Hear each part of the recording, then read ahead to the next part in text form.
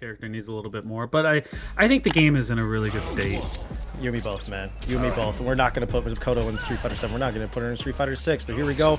We're going to get DJ, JackDTank's DJ against Def Levias's, sorry, that's Pre on the JP. Both of these characters, I think, are still incredibly strong. You know, these are like the Season 1 Titans, right? But not much has really changed for them outside of like some defensive changes. Obviously, DJ has gotten like a lot of different more routes, so he's got to be a lot more careful in the way that he frame traps. But both of these guys are still really good. Oh, for sure. I mean, I feel like JP went away for a while after the, what was it, the Season 1.5 patch or somewhere in between there. And he kind of got back into it, right? Obviously, you've seen him. He won Capcom Cup. So, like, JP is kind of loaded, man. He's still very playable, as you see right now. Yeah, I mean, we're seeing that what could have been at EVO, maybe. Like, we don't have to bring up the grand finals, but I mean, that was insane. Yeah, Bree taking the first round. That's a different beast, man. That's true. He was ready to go. Beast is right, man. We're talking about how Punk just is with any character, but Mena on Blanka is just like nutty. I don't know. Oh, no conversion there. I think he wanted to drive rush after you whipped that, but look at that. Pre just maintaining the distance, going for the level 3 in order to conserve his drive bar, put some more pressure, get a huge life lead, but let's see how JackDTank applies his pressure back. I think that was the right call for Pre right there. You know, get some of that gauge back like you were saying. There we go. Drive rush in. One more. Do it. And the trade, yeah, unfavorable there as he tried to jab his way out. I think that was a crouch medium punch, actually, trying to get a little greedy with his escape. But JackDTank down 1 game. Still has a lot of games to go in the set. You know how it is at TNS. We do the first of 3s here. I love that. That is like one of my favorite things that we do, man. Because like it's just more games, right? You know, obviously there are going to be some people who lose the first match, and then we have a redemption bracket. But that's just more tournament experience for your buck, right? It's definitely ideal for the online environment, right? You don't have a lot of like the offline tournament logistics make it really rough to run first of 3 feasibly, but like here, and especially being standardized online, it's so nice. It sucks that World Warrior can't exactly adopt it because it's got the CPT ruling to perfect parry. Yo, let me shut up for a second. That was actually kind of sick. I feel that, man. You got the timing right there. Good jumping. Okay, right over the width normal there. Yeah, let the level 1 rock. Ooh. Yeah, I mean, there was definitely more that he could have done there. He didn't need to spend OD for anything, but still be able to route into the level 1, maybe even the level 2 juggle if Pre was a little studied there. But, you know, still taking the round nonetheless. JackDTank is looking like he's struggling a bit. He's just not been able to land a very clean hit or a good sequence to even bring Pre into the corner. Jury's had really good timing on their jump-ins, right? The tempo that they're kind of putting out there has been kind of insane, right? They know when to back off on offense and then get into a defensive vibe with the projectiles. But, you know, when they want to go on the offense, they've done very well. Okay, doing the 3 back-to-back throws, finally coming down with the strike, but still no connection. And it looks like JackDTank is still like, he's still in go mode, right? He still doesn't want to like concede any space whatsoever. He's always trying to advance, never really have an opportunity to be zoned out. But low, big risk, going for the level 1, not even projectile invincible. Now his back is to the wall with this burnout. Solid jumping though. You gotta be looking for the drive impact if you get them closer to the corner again, right? Because like, regardless if they super, ooh, there it is. But if they super, you know, hey, they spend the bar. I don't think he has the route to kill. Never mind. What am I talking about, bro? Oh! But he drops it. Now the level 2 comes out. If he's got the rhythm, he should be able to kill. You don't have the rhythm, bro! Yo, JackDTank credentials are weak, man. The dash up gets checked by Pre. Unbelievable. That was his game to lose, man. That's so unfortunate right there, man. Because he definitely had it, you know? But right now, Jack say, we're going to make up for lost time here. Got the empty jump. Okay, good tech at the bottom. Okay, coming in. Nice. He's not utilizing knee shot a lot, too. He's just going for the big juicy counter hit, just unfortunately spaced out. He's not going for the knee shot. He's more so just taking like the light jackknife in order to just go for a quicker jump in. But I think JackDTank is still in a good spot if he wants to, if he's willing, rather, to just like sit still. I see that. I think Pre was doing a really good job of anti-airing, right? So like if you're able to actually, you know, connect on the knee shot, it's going to kind of prevent you from jumping. Pre has not let Jack jump for free. Oh man, he's definitely not going to let him slide in for free too, taking a big risk there. JackDTank is just not blocking low, bro. He does not have a down button on his stick, on his lever list, whatever it may be. It's hard sometimes, right? Like, you see JP sitting at that mid-range, kind of fishing for a normal, you know, looking for that medium kick as well. Because a lot of times you got a character like DJ, he has a decent walk speed where he can walk out of pressure. Whoa. Oh! No, pressure. What are we pressuring here? Whose router's getting pressured right now, brother? Hey, you know what? He could have hit that crouch medium punch so hard. The dude, the time stop. We're back. Yo, he got iced. Free had to spend a level 3 to bring himself back into the game. Crazy. Hopefully, it didn't mess them up too much, man. It could have been pretty quick for them here, but we're on the feed, so you know. There we go. But I mean, right now, Free's done a really good job of resource management. They've used the meter when they need to use it to get the kill, to finish the round, you know. Obviously sitting on 0 here, but, you know, a few clean hits, it'll get you the job done. I mean, look how much space that JackDTank is giving up. I mean, it netted him the hit here, too, which is, like, pretty impressive, but how is he going to keep that? The OD Amnesia coming out, the Jackknife to be able to stop all that, but, you know, keeping himself alive. You know, that was a big-ass driver. That was a hell of a read there from Jack. That was it. Like, it was just spaced a little too far, but that was it. For the overhead, okay, good block. Oh, no trade combo in between. I'm surprised that Pre went for that overhead, knowing that JackDTank has not been ducking whatsoever at that distance. So JackDTank, I mean, that's definitely kill range with the level 3 there. One more good hit. Oh, definitely good hit in here. You see the delay normal? They're looking for Amnesia. Oh my god. Oh, if he had the drive rush on deck, but he still gets it with the throw. JackDTank putting a point on the board for himself. I mean, the triple dash was mad. Feeling confident if you're willing to triple dash like that, and there's no normal behind it. See, I'm telling you, Pre's anti-airs are on point. You're not getting into jump in for free. I like what they're doing here. They're kind of taking away a certain part of the game plan, right? You got to get it done on the ground here. It's not going to be through the air. Absolutely. And I think that the way that JackDTank is trying to get greedy in those approaches, like you're seeing him start to switch things up on the ground now too, but once it comes to the air, it's still a very linear approach. If he could incorporate the knee shot into his approaches to try to just like mix up the timing and like dissuade the anti-air, I think he'll have a lot more confidence going in. No drive rush to get that follow-up, and now Pre is in a really good spot, once again setting up the zoning. For sure. I mean, once a wise man told me that, you know, just throw somebody. You know, it opens them up. It'll definitely go a long way. And that wise man was Tong. That's what he told me last night. Just throw. What game was he talking about? We were playing Street Fighter last night. Oh, okay. Oh, it's going to be a Marvel conversation because he's so right. Oh, we play both. We play both. Trust me, this household, there's a lot of Marvel and Street Fighter going on. I miss that, dude. I used to live with Ham Jams. I would just play an egregious amount of every single fighting game. Oh, no, see, the setup around here is more or less like we play a first to 3, and that's it. You got to hold that L until next time. So we play like literally just a tournament set or whatever between us. I guess it's casual, but you got to hold that. You go to work, come back, and you just remember that you got your ass kicked.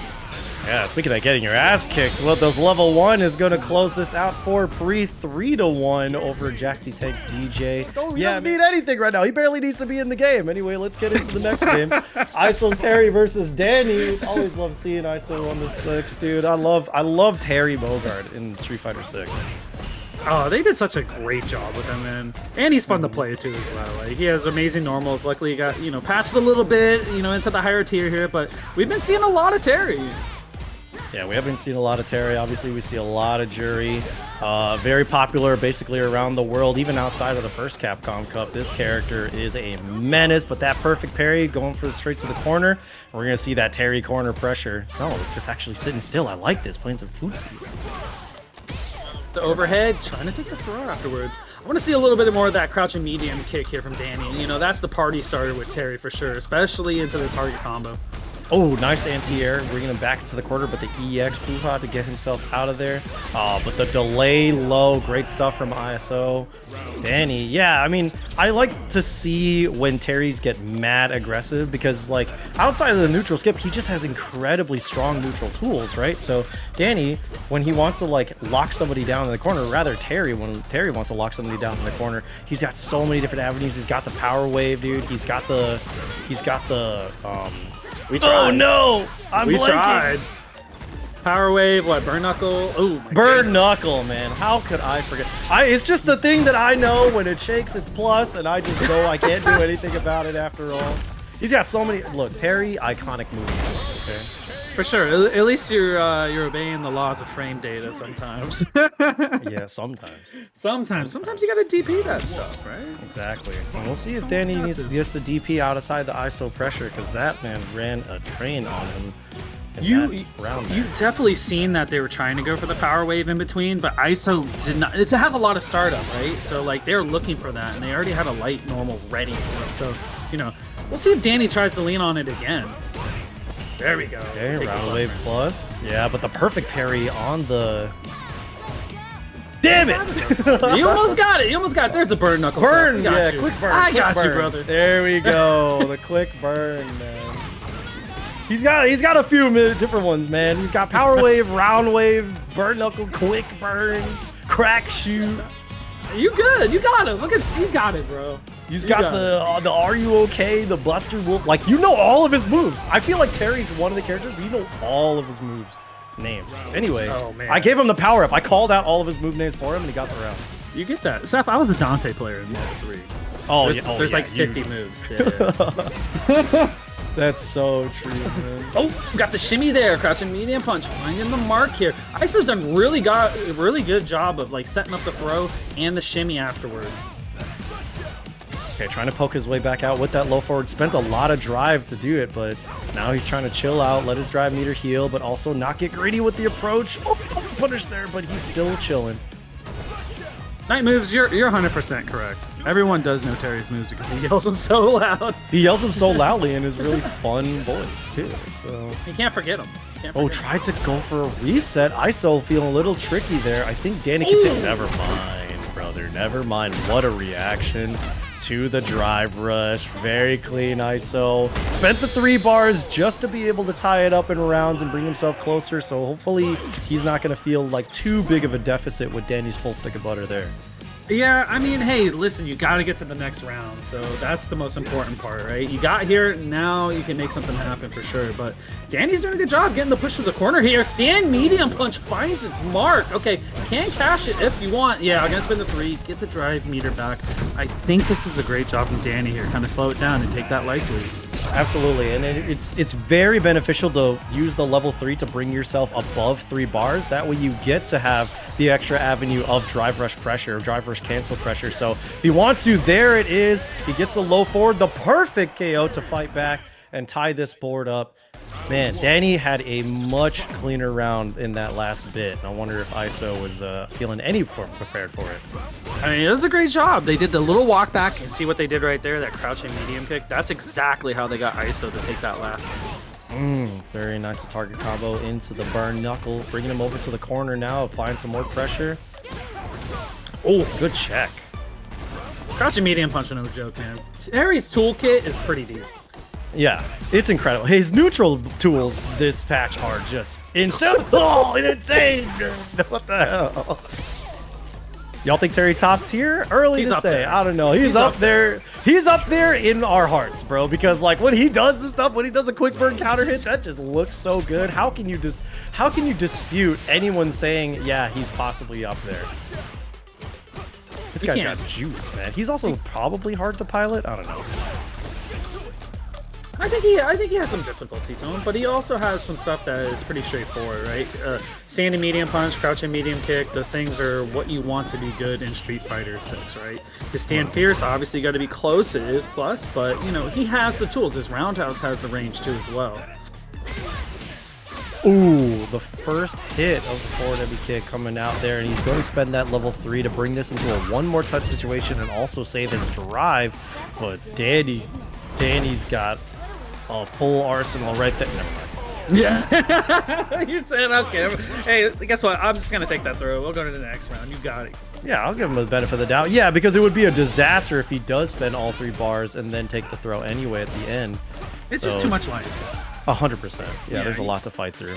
If you're able to get a few hits on there, you would take that. Oh, there we go. Great wake-up option with the DP. Now you got the side swap with the throw. Okay.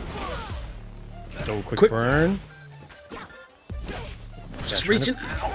I know, man. It's so antsy right now, but Danny feeling okay. There it is, the EX DP to escape that corner. Oh, drive into the EX Fireball, though. And look how patient both of them were being. ISO with the drive rush patience. Danny not biting whatsoever, but the clean whiff punish is going to bring ISO into the lead of the set up 2-1 right now. ISO was looking for that. They were looking for the whiff normal right there. You know, you see that little walk back, and then look, right there could have had it, but you know what? We still got it. Yeah, it's kind of like drawing a bead on Danny's rhythm, knowing when he wants to strike back, knowing when he thinks that he's just going to throw out a big wish punish. Because he's not exactly reacting to a button getting thrown out there. He's just trying to like play his spacing well. But ISO now in a much more dominating position. I think ISO kind of found something in the rhythm of Danny, right? Their tempo's changed a little bit. They're looking for some of the fierces, the crouching medium kick, got the Fuha. There we go. Fierce again finds its mark here. You can kill off this. What a whiff punish from ISO.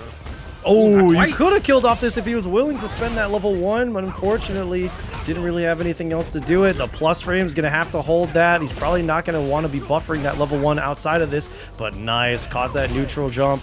And he's got to be very careful. There it is, the EXDP in the gap. And now ISO is at set point. Supposed to send Danny down into the loser's bracket. That was great awareness from ISO, realizing that the medium into Power Wave was not a block string, and you could just DP through it. Yeah, and for Danny to like want to be playing around the medium punch frame trap that way, but doing a little bit better this time around, probably wanting to conserve that drive meter. Also playing things a little safe. Oh no, just walked into it, dude. And now look at that. He's on 1 bar. Oh, jumped right over. I'm surprised that ISO didn't want to like go for a level 3 to burn him out and be able to apply more pressure. I think they're working on it. You got a crazy push to the corner here. You might see the level 3 now. Yeah, we're cashing it all. For sure. I don't think this kills though. It's not deep enough into the yellow, but I could be wrong. No. It's always going to be close. Yeah, exactly. Ooh. And right now, like, drive impact has to be off the table for Danny, right? Because if ISO just matches the lights, we gotta spend it. God, spend it! Yes, the quick burn into the critical art rising fang. Man, the critical art version is just... It's insane, so right? Sick, dude. Oh my god, it's so cool. Into the wall splat! Oh my god. Terry's got so much sauce, man. He's so cool, bro. I'm about that. Everybody hating on my has to be some kind of misogyny because look at the way Terry moves in this game too, bro. Like, come on, dude. This guy's just as much of an ignoramus, bro. You see that bird knuckle? Come on. Listen, all the characters have been done beautifully, right? They're fun. Obviously, there is going to be characters that people complain about, and I complain about them too, just because I hate losing to them, you know? Oh, yeah. But it's part of the game. That's how it is. It is. It is. You're so right. Everybody's going to have their bias, but then we have the, you know, the hive mind. All the my players. Blah, blah, blah. Listen, Seth, I'd rather play against mine than play against the Geef. I like watching Geef play against other people, but I don't want to play against it. That's why I like, practice that matchup so many times. I'm going to shake your hand through the ether right now. That's actually 100% true. And look at that. Danny was just 1 with punish away. The dash up. Oh, but he drops the combo and he spends all the bar. And now he's just like 1 more. Oh, but the whip on the parry. ISO thought he was going to send out another button, but Danny, no, just goes in with a walk-up throw. Very clean, ties up the game. And we've got a set. Our second set of the day. Is this sick? Yeah, they've been fighting game 5, right? It's like you said on the second one. I mean, they've been back and forth. You know, one takes a game, the other takes a game, but they've been kind of adapting to each other's tempo very well. Absolutely, man. I'm surprised that Crack Shoot is not being used like as a neutral tool more so from Danny after we're seeing a lot of how the fireballs come out from ISO too. Great bait on the EX Rising Taco. I think that's a good call. Like, as soon as you see a Fuha, a Crack Shoot should come out. Yeah. Trying to keep things safe here, but what a check off the light kick and the conversion to boot, man. Basically coast to coast and just like minor interactions. Go, trying to keep the pressure on. Caught the feet, just walking forward here. Danny on set point now. Yeah. Oh, how the turntables, man. Danny feeling also, man, the costume 3 on Terry is crazy good, bro. I think all 3 of his are kind of ridiculous, to be honest. What a perfect parry there. Okay. Agreed. Gotta keep the safe jump set up. Yeah, now you got the corner. Now you're out of the corner. So that's what we're looking for ISO here. Oh, caught with that overhead, and now we're back in that corner, and ISO has been showing so much force when he has Danny in the corner, but the drive rush just underneath. Very lucky that he has escaped for that, and he's going to be able to get a big brick of damage and more pressure. Oh, is he dead? Brandon, I think so. Yeah.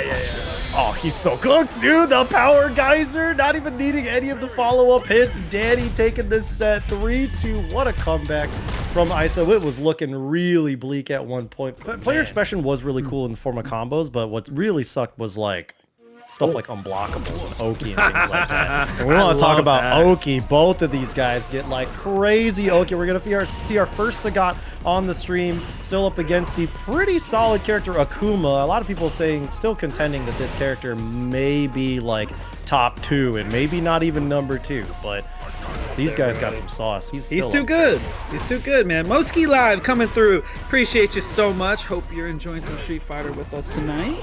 As we got some Akuma and Sagat here. I got to play a little bit of this matchup. I feel like Akuma can kind of handle Sagat if Demon Flips get out of hand. Oh man, he's definitely not handling that. I mean, Sagat already does like a brick of damage. I don't even know if that was necessary, my dude. But you know what? Any damage is good damage, okay? You take what you can. Steph, it's always necessary. Listen, man. That's Akuma, man. Make it count. Okay, you want to... It's Akuma. You can kill him with like a... You can blow him a kiss, dude. Ah, Street Fighter. Ah, yeah. You know what? See, some people are just like, oh, Street Fighter anti-airs, but you know what? Skill issue, bro. Should have crosscut. Nice, clean whiff punish.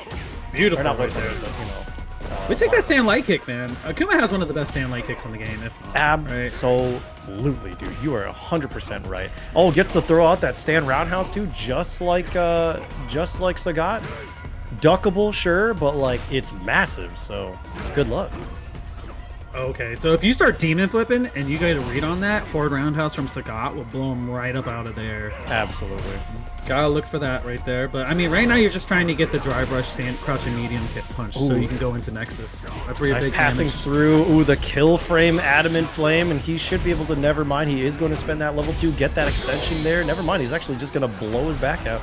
Crazy work from Kiyoshi Black. And the thing is, from Kiyoshi too, you saw, I really enjoyed in the middle of that round, Kiyoshi was really like looking and testing his anti-airs, testing Skeet's anti-airs, and still hasn't quite seen one just yet. So his air approaches are going to feel a lot more confident, but he's still trying to be very cautious about when he takes those opportunities, just because of the threat of Tiger Knee, high Tiger Shot, even those big buttons like Stand Fierce, man. That is egregious.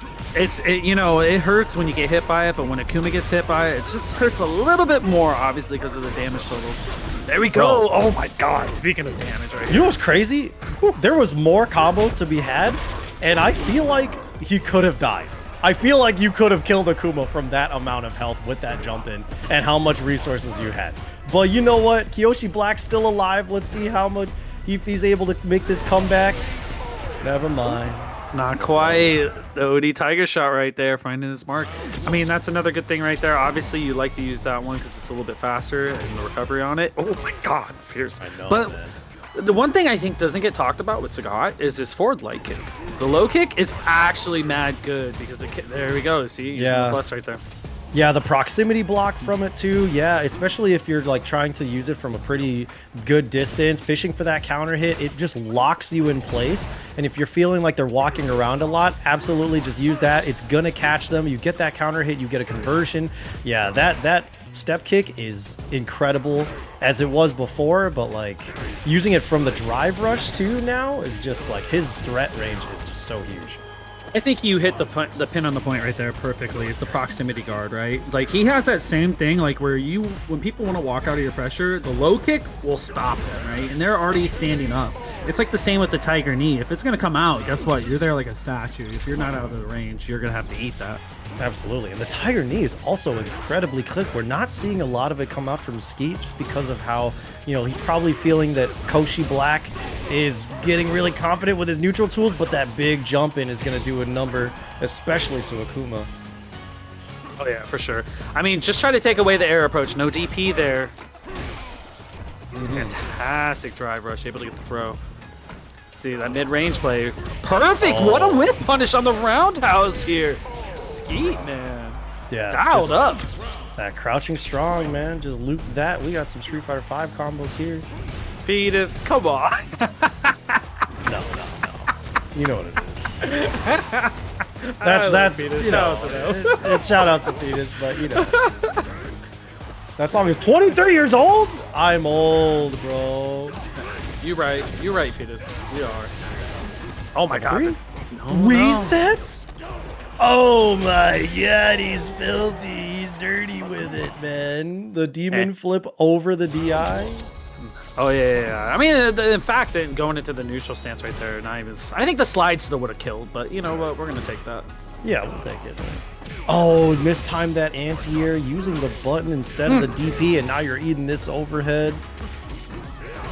Wow, you gonna let him mash out?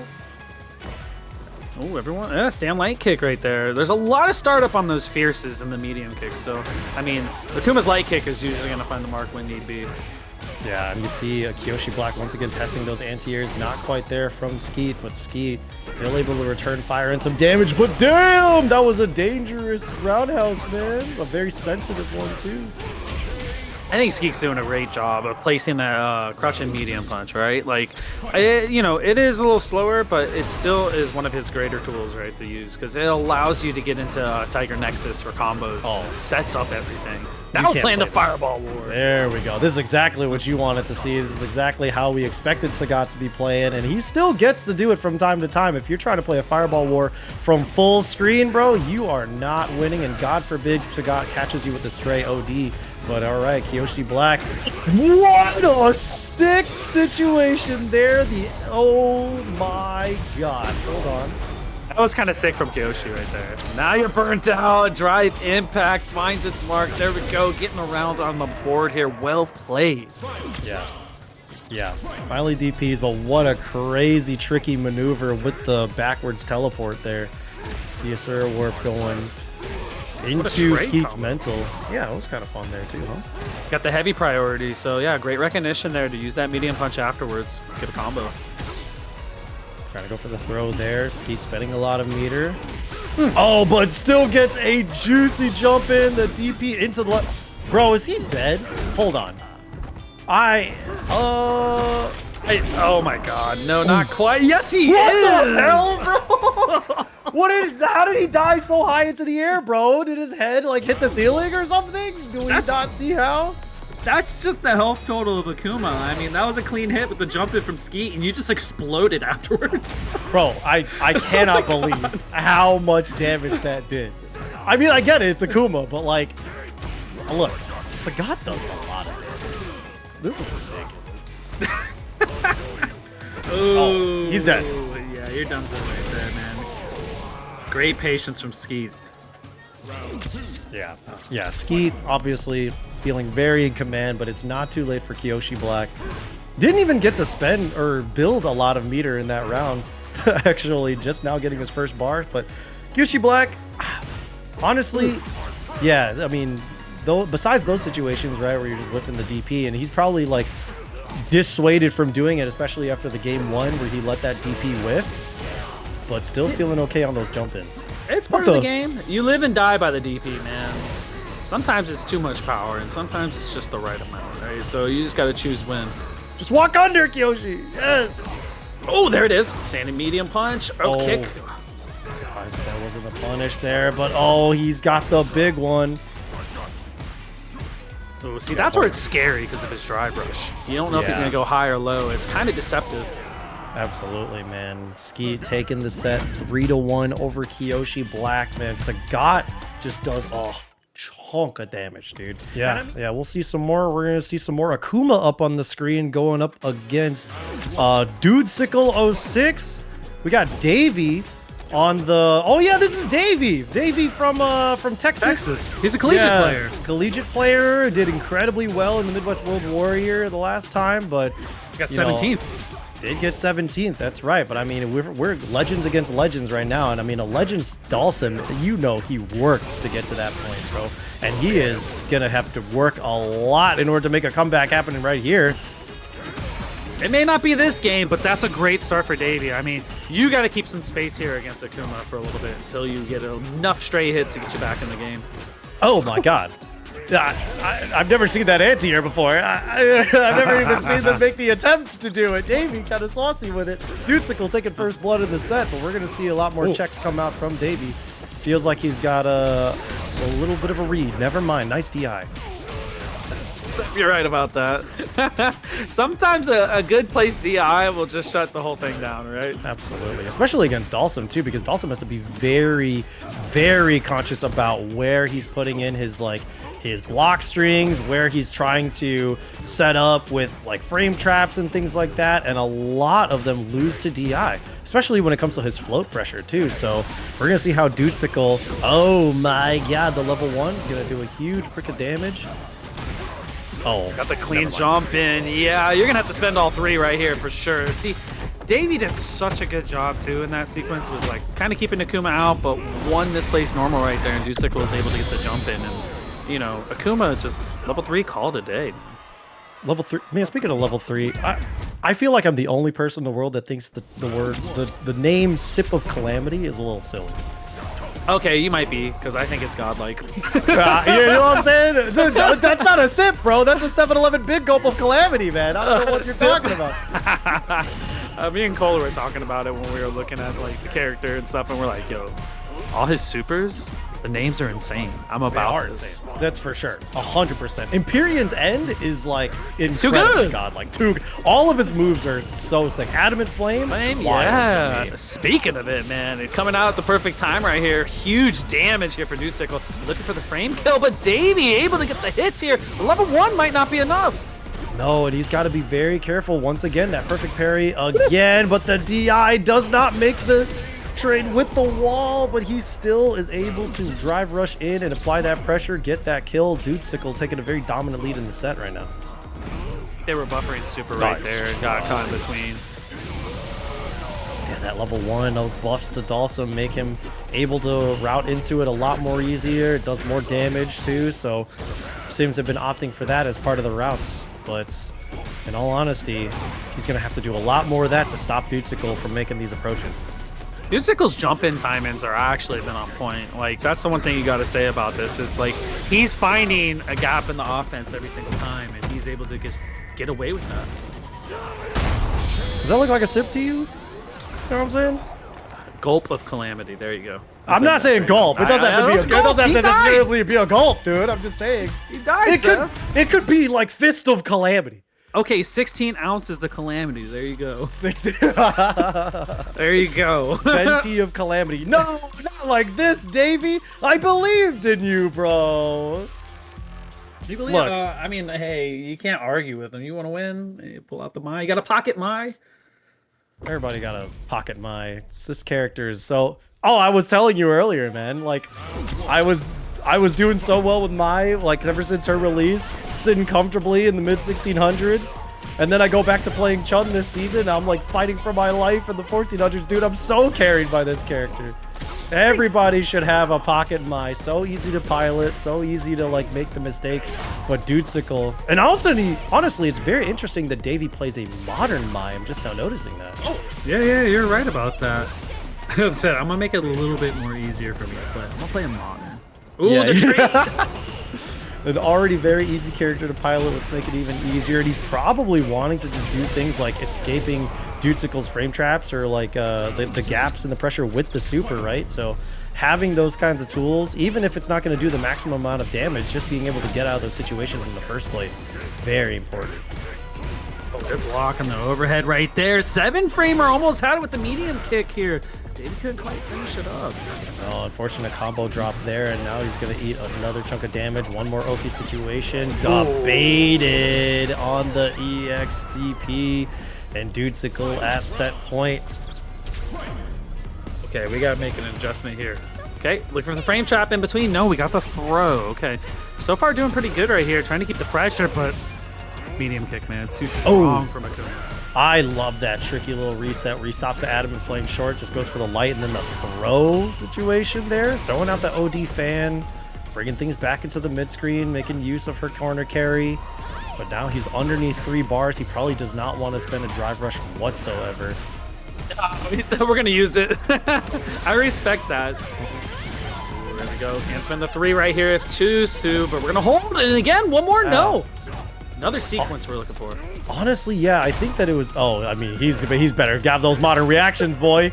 Better have those. You better have those. Oh, incredible! Spend it. Yeah. I mean, all right, going for the. That was honestly scary. It was honestly really scary for him to go for the elbow into the level 3 when he could have just done the level 2, make it more easy for himself. But Davy finally puts a point on the board for himself over Dudesicle. Not quite over. Sorry, I misspelled. But just. I'm happy that they at least saved the bar just in case, right? You know, like, because it's easy to spend some bar, especially when you're like, okay, I got to hit here and I got to get back in this game. But holding on to your resources and, you know, saving them for the right moment. Absolutely. Yeah, because, I mean, he could have tried to do something where he spends that level 3 in order to, like, get that burnout or even a little bit close to it. But, yeah, like you said, very, very smart to just hold on to it for that last nail biter. But still, Davy, even in the burnout, doing incredibly well. Oh, look for the tick throw. Demon flip. No, not a chance. Caught a fan.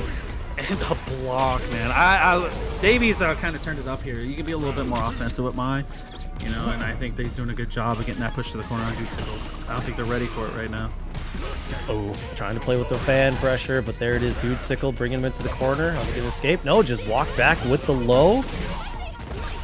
He's clean. Overhead. There we go, snap kick, man. Finding its mark, getting the burnout here as well. But I mean, even though Davy's burnt out, has not deterred them from putting offense out in the field. Ooh. Okay, just going for the jump over, but Dudesicle trying to throw him back there. And the DI is definitely going to get reacted to from Davy. It's harder to do on modern players, man, because it's a little bit faster, right? You don't actually have to do the motion, but it's not going to matter. You're going to lose your life for this one. Yeah, absolutely. I mean, like, modern or not, dude, you still got to have reactions to that overhead there. Dudesicle at set point once again. Overhead. Okay, frame trapped in between. Medium punch. All right. That would have been perfect right there if you had that parry ready. Get some of that gauge back too as well. Yeah, absolutely. And the fact that he burned him out too, just landing on the thing. So Davy, oh, the enhance cuts right through. Got him in the corner, but he's being very wary of the 3 bars on the bottom side. But oh my god, not like this. From the whipped DP anti-air, Dudesicle finishing this out with the... That's 32 ounces. the 32, the venti of calamity, bro. That's 32 ounces, Seth. That was a crazy. Big goal. That's quite the big 64 ounce of calamity, bro. Something that I've been trying to think about for a while about like Elena's strengths and weaknesses, but you as the player, you definitely get to feel those, you know, firsthand. Especially in Street Fighter 6, when people can walk out of your pressure, a confirmable low or a drive rush low is so vital in this game, right? Oh, yeah. You can't make them pay exactly from walking out of your pressure here. Like, Sagat and Aki are good examples of this, is where their medium kicks are not drive rush cancelable, right? They're good off a drive rush, but not in without it. Right, exactly. And they still have some like pretty solid lows. I mean, like Aki doesn't necessarily play to her lows in the neutral. A lot of it is more so just like the coward crouch kicks, right? Obviously, like you said, the drive rush low forward. But it's more so the way that they like get access to that tool. And they really just get to play a very strong standing game in general. Aki with a very strong zoning and that, oh, this is player side. Yeah. Just let it, you know, full screen handshake, whatever you gotta do. Hey, you know what? That's the rule right there. Full screen, jab. Okay, we're back. Let's rock. So the one thing you do got to watch out is for Sagat is you can't duck the Tiger. Those are the ones you got to look out for, right? You need to stand those. And once people start standing, that opens up the forward light kick from Sagat, and that catches you walking back or standing up with the proximity guard. Yeah, absolutely. It's a very good point, and very good to mention too, is that your hurt box extends a little bit more when you're in that crouch, so it makes those Tiger knees a lot more dangerous. Nice going for that OD Cruel Fate, but drops the combo, unfortunately. Still able to keep his drive healthy, but burn out Hado, but it's still a really bad spot to be in. 10 seconds left on the clock. Oh, God! DP! Oh my god! All okay, right. Hado. Okay, Hado. You got it. You got it. Dude, that was a first round, man. Okay. That was insane. Yeah, that was sick. That was sick. It's like, calm down, bro. That was insane. That was so good. Yeah. Yeah, great reaction, great response. I mean, he was like fully ready for it too. Oh, punish. Oh, just out. Unfortunately, suboptimal punish. Going for the EX slide to get out of it. Yo, you can anti-air that? Damn right you can. Bro, That's crazy. You can always DP it. Look No, at I know. I'm just saying it's like, it's hard, dude. And Hado was able to do it with the DP too. This guy's on one. Somebody check his eyeballs, dude. Look at that. Yep, he's got it. Probably gonna have to go for the level 1 for sure. Any damage is good damage, but well done to Hado. Very sick to watch game 1, man. It wasn't even necessarily that Vasiliek was like playing bad or playing suboptimally. It was kind of just like, who's gonna anticipate Hado doing some stuff like that? It's playing pretty crispy right now. It seems like they have a game plan in order, right? You don't want Aki to get on you for free from the air, right? And Sagat, if you have the DPs, man, you gotta let him rip, right? For sure, for sure. Gonna let that poison do a little bit of that work, but oh no, I mean, he's going for those shimmies, but he's not quite going for the punishes or even committing to the follow-up from those shimmies. So Vasiliek could possibly get improvement in that department too. There you go, caught the whip punish on the Tiger Knee. Oh, deceptive fierce right there. Now I got the throw. Okay, this could be for Vasiliek right here, but no, in between. It looked like they're trying to delay jab. Okay, there you go with the lash. Go low. Oh, that's gonna hurt. Yeah, very nice with the punish counter too. Trying to just apply some more pressure to that drive bar, and he's one touch, but he could not quite do it. That parry's gonna go out there, but didn't let go. And there it is, Vasiliek taking around. I respect the confidence, right? You just walk up, throw, especially in that sequence.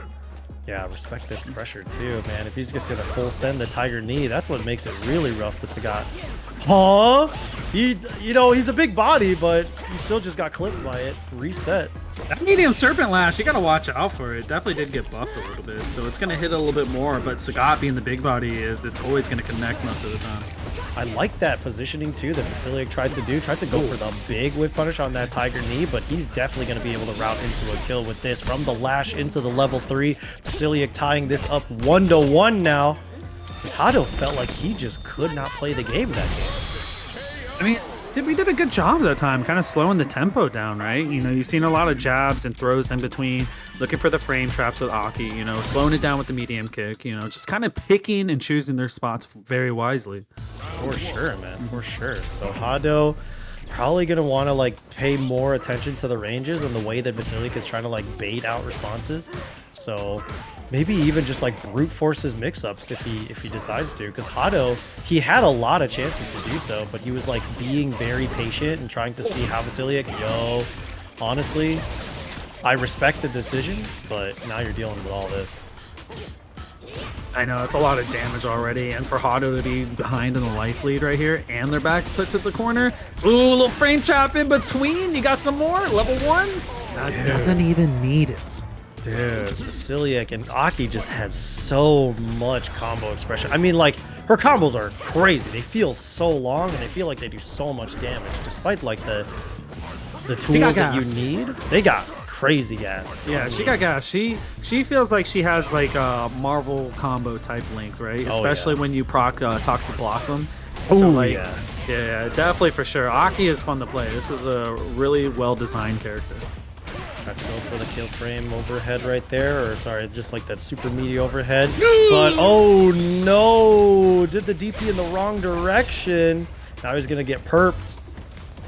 Let me take a little DOT with the jump in fierce. Dead. Yeah, you're gone for this one. Yeah, that's CA too for sure. He's gonna get tied up. The Shibari. This one, I love this. Yeah. Okay. Yeah, so. Well, hold on. I forgot how much that last burst did, and also like kind of just looking, right? Yeah, you're right. you were like, hold on, is he? Man, hey, there are weirdos out there that are like, they see her get tied up, and they're like, man, wish that were me, bro. But like, couldn't catch me. Don't catch me like that. Wow. That anti-air was a little weird looking, but he got it. Look at the frame traps, got the throw. Here we go, Hado. Keeping the pressure on. Okay, you do have throw loops if you're willing to spin the bar. Oh, tried to get a fake throw loop there. Tiger knee, lock him in that corner, but has to respect that escape. Bro, that's 2 for 2. He's 2 for 2 on reacting to that with a DP. Oh, he Next did whiff one level, earlier. He did whiff one. Okay. But we'll take those. He did those react, two. though. He really did react. Yeah, he's looking for it. He's looking for it. All right, That's big whip punish here coming out from Vasiliek. Is going to be able to apply some pressure, maybe even whittle down that drive bar. Oh, the bait, dude. It was right there. That was it. Got the throw here. I think you keep putting the pressure on. Drive impact. Yeah. Able to find its mark. Big damage coming up. I don't know if we can kill here, but we're going to need a reset in between at some point. Yeah, we're definitely going to have to go for that reset. Oh. Wow. You didn't escape that. None of you did. Not all 1,688 plus the YouTube views. None of you got out of that mix-up. I got grabbed. That I was grabbed. crazy. I got grabbed. Like that was the startup when the timing between the command throw was pretty sweet. That was a great setup there. It was very, very nice. Yeah, Hado still has a chance to fight this way. Okay, going for that back throw. Overhead, that's juicy. Decided not to spend that level 3. Instead, just going for a kill frame. Trade with the bubble, though. And now has to get a big-ass whip punish. Look at this. The forward roundhouse starter into the Nexus. Is he going to spend all of it? Yeah, he is. He just wants to be able to secure himself into the next round. I mean, he did what he had to do. That level 3 is so brutal when you watch it. Even the CA too as well, like both of them, like it's too good. It's too good. 100%. It's like, I think that Sagat just looks mad lethal. I'm really happy that they leaned into the Muay Thai parts of his kit, you know, using a lot of the elbows and knees, as opposed to like keeping him keeping him to be that fireball machine. But yeah, it makes some like lethality in his level 2 and 3. Feel that. I feel like Capcom kind of leaned into his Street Fighter 2 archetype a little bit, where he's more slender and tall instead of more bulky and beefy like he was in 4 and 5, right? Brother. Talking about 4 and 5, bro. He's just hitting that stand medium punch, dude. Oh, you weren't reacting. You weren't buffering. So tragic. No. Hey, look, man. It's okay. I'm looking at the Twitch stream. We got this one, but he still was able to get it off of the throw. You thought you could slide out of there? Hado taking the 2-2 right now. He's doing okay. Not too bad, man. Game 5. We've had a couple of game 5s tonight, man. Everyone's coming in practiced up, so that's always exciting to see. Especially after Evo, right? Evo was so hyped. Oh my god, the full send step kick, dude. I told you, Seth. Dude, the You're forward light kick. 100% right. You're That thing so is cooked. sick, dude. That's lockdown right now. Damn, the high shot. That's the thing. Like, you can't underestimate just because he's got a weird little low shot. His high shot is still the best in class. You saw how fast he was able to contest with that lash off of like a neutral situation. The best part is if you're ready with it in the OD, you can just hit confirm the level 1 for full screen, right? Like, if you know it's going to hit, like, congratulations, you got 3,500 damage, you know? Ooh. Yep, OD Tiger uppercut for him to be able to escape. Going in, but the check from Vasiliek. That was a good crouch fierce right there. Finds mark, overhead. Okay, looking for the frame trap. Got the command throw. We're back in this. He's feeling very like confident by doing that command throw. Going full. Oh, but you tried to check. You didn't respect. And now Hado is sitting at match point, set point. You know, that happens. Hey, that happens, bro. It happens to everybody, man. What a DP, Seth, you're right, okay? DPs. Reacting on the very mark. consistently. They are on the mark. Hado applying that pressure. God. Dude, this is what you like? This is what Sagat's be doing? Bro, the stand medium punch? Yeah, absolutely. Because you can hit 2 of them. It's +2 on block, right? So if it trades with the jab, then you can go counter hit in the crouch medium punch. Honestly, if he's willing to spend the 3 bars, he might not even need to. Yeah, the level 2 coming out, the Sailor Moon pose, for sure. That was good use of meter right there. Resource management's everything. At least keep 1 for you here in this last round. Yeah, and even going in for the easier routes, whatever you got to do to keep yourself in the game. Hado trying to use that that EX Tiger shot. Medium punch, finding a home. Got the shimmy roundhouse, finding the mark here. Gonna be able to do a lot of damage now if you can get Toxic Blossom the proc. Dude, you're done. Absolutely, and look at that. He's just got one more touch, and he goes in with the low. Oh my god. Now you gotta watch out. We have another level 2 here. You can snipe out if you see the fireball coming. Yeah, we're gonna see if Vasiliek starts buffering, but he's just respecting all this stagger pressure, not trying to get greedy. Oh, the tiger knee. Attacking the drive gauge. Here we go, Hado. Okay, you're making a case here. Overhead, almost. No! Oh my god, brother. I mean, that was like the exact correct decision that you needed to make right there. The cancel into the CA, not letting your reflexes take over, but he's got to be so careful to be able to close this one out. Super? Oh my god, he's just super.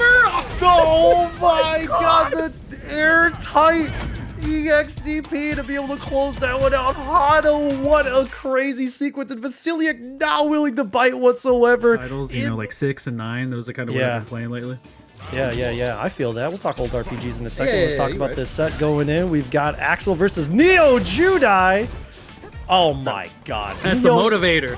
What the hell was that? He was motivated to do full screen EX spiral arrow in response to the Psycho Snatcher? In all honesty, if that's the sauce, then I'm with it. Listen, I'm just happy to see an Ed. I think Ed is one of those characters that is ridiculously fun to play, man. Like, I want to see some more Ed now. I also want to see some more Ed, but like we were talking about like hard to pilot characters, man. Ed is tough, and I think that that's kind of why it was very, very tough to see him. Like outside of like Lashar and Endingwalker, like there were very, very few Eds that you would see in the competitive scene just because of how much it takes to make this character work. And he's since gotten some nerfs and since gotten some like quality of life stuff, but NeoJudai navigating the matchup pretty well still. We're not seeing a lot come out from Axel, but there it is, that very clean low forward. Didn't want to spend that level 1, but doesn't even need to. Level 2, opt for the chip out here. Superman punch, gonna get yourself a look here. No, we just hop over and get out of the corner. What a whiff punish there from Axel. Played it beautifully. Absolutely. And I mean, Axel was in a very tight bind right there when he wanted to go for that level 2 chip sequence. He did not have the OD to be able to like keep things airtight and go for as much chip as possible, but still able to clean that up. Axel taking first blood in the set. NeoJudai pressing some buttons in the mid screen there.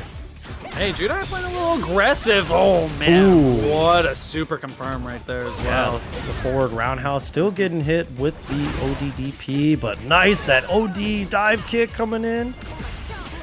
Yeah, look at, I mean you gotta put out that stand medium kick, right? Yeah. As soon as you see Cammy start walking back, medium kick all day. Absolutely, 100%, dude. You gotta. Yeah, NeoJudai. I mean, he's been making his way through the online brackets non-stop, very confident. He was very happy about hitting the Grandmaster. I think he hit Ultimate Master a little bit earlier too. Oh, hold on, we got a handshake. Handshakes. You said we're back. Okay. Work it out. Yo, the flicker. That was a little dangerous there, Axel. Hold on, bro. He said, you got that hit for free right there. Nah. Oh, he is dead. That, I mean, is he a dreamer? He's not a dreamer, unfortunately. Did not get that delay, but I think he's still got that chip for sure. The checkmate right there. Unless NeoJudai was willing to wake up with the level 3. Not quite a checkmate, I shouldn't say that. But there we go. Axel on game 1. Thank you, Marky, for coming through with the $5 dono to the match arena. Appreciate you so much. Yeah, appreciate all of you guys for showing support in the stream and for the bracket, for all the players, for us here. For sure, man. I mean, listen, I love watching some Street Fighter. I hope everyone obviously watching tonight does too, man. It's always good to see everyone in the tournament. Dude, still very clean with those EXDPs, man. And I mean, Axel's just been very clean with the DPs in general. How's he gonna lock NeoJudai down in the corner, this slippery fella? Oh, there we go. I see medium kick, man. That is one of Ed's best normals, man. I love that thing. Absolutely. Oh, that neutral choke. Let's call it. Yeah, that was interesting. I mean, like, kind of very hard call out from NeoJudai. I mean, NeoJudai did have the avenue of escape, but there it is. Just send that spiral arrow. But the checks coming in from Axel. Is he a dreamer? Can he dream? No, he's not there. No. I don't think that he was able to start the sequence properly there, but oh, the DI through the flicker. I think desync combos are probably the hardest thing to do in this game. 100%. Like, just the little delay you have to have, it's extremely tough. And to do it in a tournament match, For like, sure. That, Yeah, the difficulty is ridiculous. that's the execution that we were talking about when we talk about like Viper, right? Like we want to see those kinds of player expression come out, but like because there's still different variations of that dream, the Shin dream, right? Like it's just so sick to see pulled off every single time. So for Axel, even though he's not quite landing this, I mean, no, that's off of a juggle, so it's not going to land it, but he just wants that kill. See, the one thing about like Hooligan and stuff like that, they can be forced knockdown with like stand jabs, right? And obviously you could tell Axel's like definitely labbed all that out because you're going into little psycho punches real quick, and like he has it ready. It's primed up. You're looking for it. Yeah, yeah. And I mean, NeoJudai taking that extra second to just come back into the lobby to take a breather, try to reassess, because I mean, those were two very, very fast matches. NeoJudai putting on the motivation jacket, feeling a little bit more comfortable. Realize it's a little chilly out there. The motivation jacket? That's what I call it, man. Anytime. Oh, dude, all of NeoJudai's marketing material is Cammy in this jacket. Like, all of it. I respect it. Okay, I think you're onto something, so. Oh, he finally baited the ODDP. Oh, but he couldn't quite get the drop. Hey, motivation is, it's not all at once, okay? Well, it just comes over out of time. That's basically it. Yeah. So the one thing is Judai as a Cammy player loves Hooligan setups, right? Like he's going to do them. Like it doesn't matter. If he gets punished at him, he's still going to try it. That's his thing. Yeah, I mean, Axel's more than willing to... Oh, no, and unfortunately, a little too close. Kind of tried to go for the hard call-out with a button there, NeoJudai, and wasn't really paying the price for it. Axel was, you know, really, really willing to check with the EXDP a lot in those drive rush. He's doing the DPOS very consistently, and it's causing NeoJudai to really think about how he wants to approach. And look at that, his back was to the wall. Axel just willing to check yet again. He's just great stuff with his buttons. Oh yeah, for sure. I mean, I think Axel is a ridiculous Ed. Like, I think Cammy beats Ed in this matchup, and he's making it look even if not better right now. Yeah, backing up, trying to give him that space, even bait out something, but NeoJudai is just in a terrible spot and the worst place to press the button right there. Axel going into the level 3, taking this 3-0 over NeoJudai to qualify for top 48. I mean, he's just so sick. Yeah. Off of drive reversals. Yeah, exactly. Here we go. JackDTank on the Blanka as he's want to be. FatManatee donning the suit. Oh no! His business what a way to Skeet. open. His business Skeet right now. Hey, this is business Blanka too, man. Okay, I mean, you know, look at this, bro. He's gripped him up. Oh, great side switch combo right there, man. Jackie is just explosive offense early on. Oh my god, I'm escaping the layer, or sorry, not the layer, the SPD as well. Oh, but the body splash is gonna win every time. No bait from that drive reversal, but mad risky. The double tap into the stand fierce is gonna win. JackDTank taking the first round. That was great awareness from Jackie, knowing that like obviously the armor, you had 2 hits, such low health here from Manatee, so like, you know, kudos to them. Oh my god, there it is, that tricky string into the Siberian Express. It's good. I mean, technically Jackie kind of did the same thing to him, right? You know, a little jab into command throw. So, oh, but here we go. Lightning Beast gonna apply the pressure possibly. Yeah, I mean, we'll see. I mean, there's got to be a point where he can stand fierce this to cut through it, but he's just going to hold this, take that throw, be in the corner. He's not too worried about it, but the level 2 and go for that side switch. Jackhammer. I love it. I'm all for it. And another one! See, Geef is scary, especially when you're in a corner like that. Like, you're weighing out your options, and you're like, there's no way a Siberian Express comes out. It can't possibly happen to me. It feels unreactable. Like, there's no way that when Geefs do Siberian Express that you remembered that he had Siberian Express. Whoa! Okay, that was tricky. That was tricky. I like the movement from JackDTank. He's going to be able to keep that pressure going. Oh, tried to parry. FatManatee looking really low in the drive bar. Going to have to do something here, and he cannot do anything. He does not have meter. He does not have a reversal, and he's going to take all this damage. Not anything as tricky as I thought. Oh, never mind. The doll was on screen for so long, bro. That was an insane throw setup right there from Jackie. Like, it doesn't matter. You know what? You got drive impacted. You still won in my heart. That was insane. Wait. I think TheFatManatee changed his mind when he got that stun, because he did the walk back to do the setup for the second hit of the lariat for like optimal damage, but I think he just said, man, maybe you know, like you got a good stage, you know, it's time for a good ass beating, you know, like we're about to fight right here, bro. Like that's what it is. I mean, the stages in Street Fighter 6 are incredible too. I am very happy with every like life in every stage in this game, and some of the stage themes actually go really hard. But yeah, once they throw Fields of Fate in there, it's just gonna be unbelievable. Speaking of unbelievable, JackDTank already putting on that unbelievable pressure and damage to TheFatManatee. That was like 10 seconds, 15 seconds. Hey, Blanka can be an explosive character, you know, really fast, able to get the job done pretty quickly, especially all it takes is like 2 clean hits from him. You know, look at this. We got all the Blanka Chan pressure. Yeah, look at that. TheFatManatee trying to get a little greedy with the escape, but nice backdash to be able to land that SPD. Look for headbutt, trying to jump out of pressure here. Okay, hell stab. Oh, okay, good drive reversal. You were about to get thrown.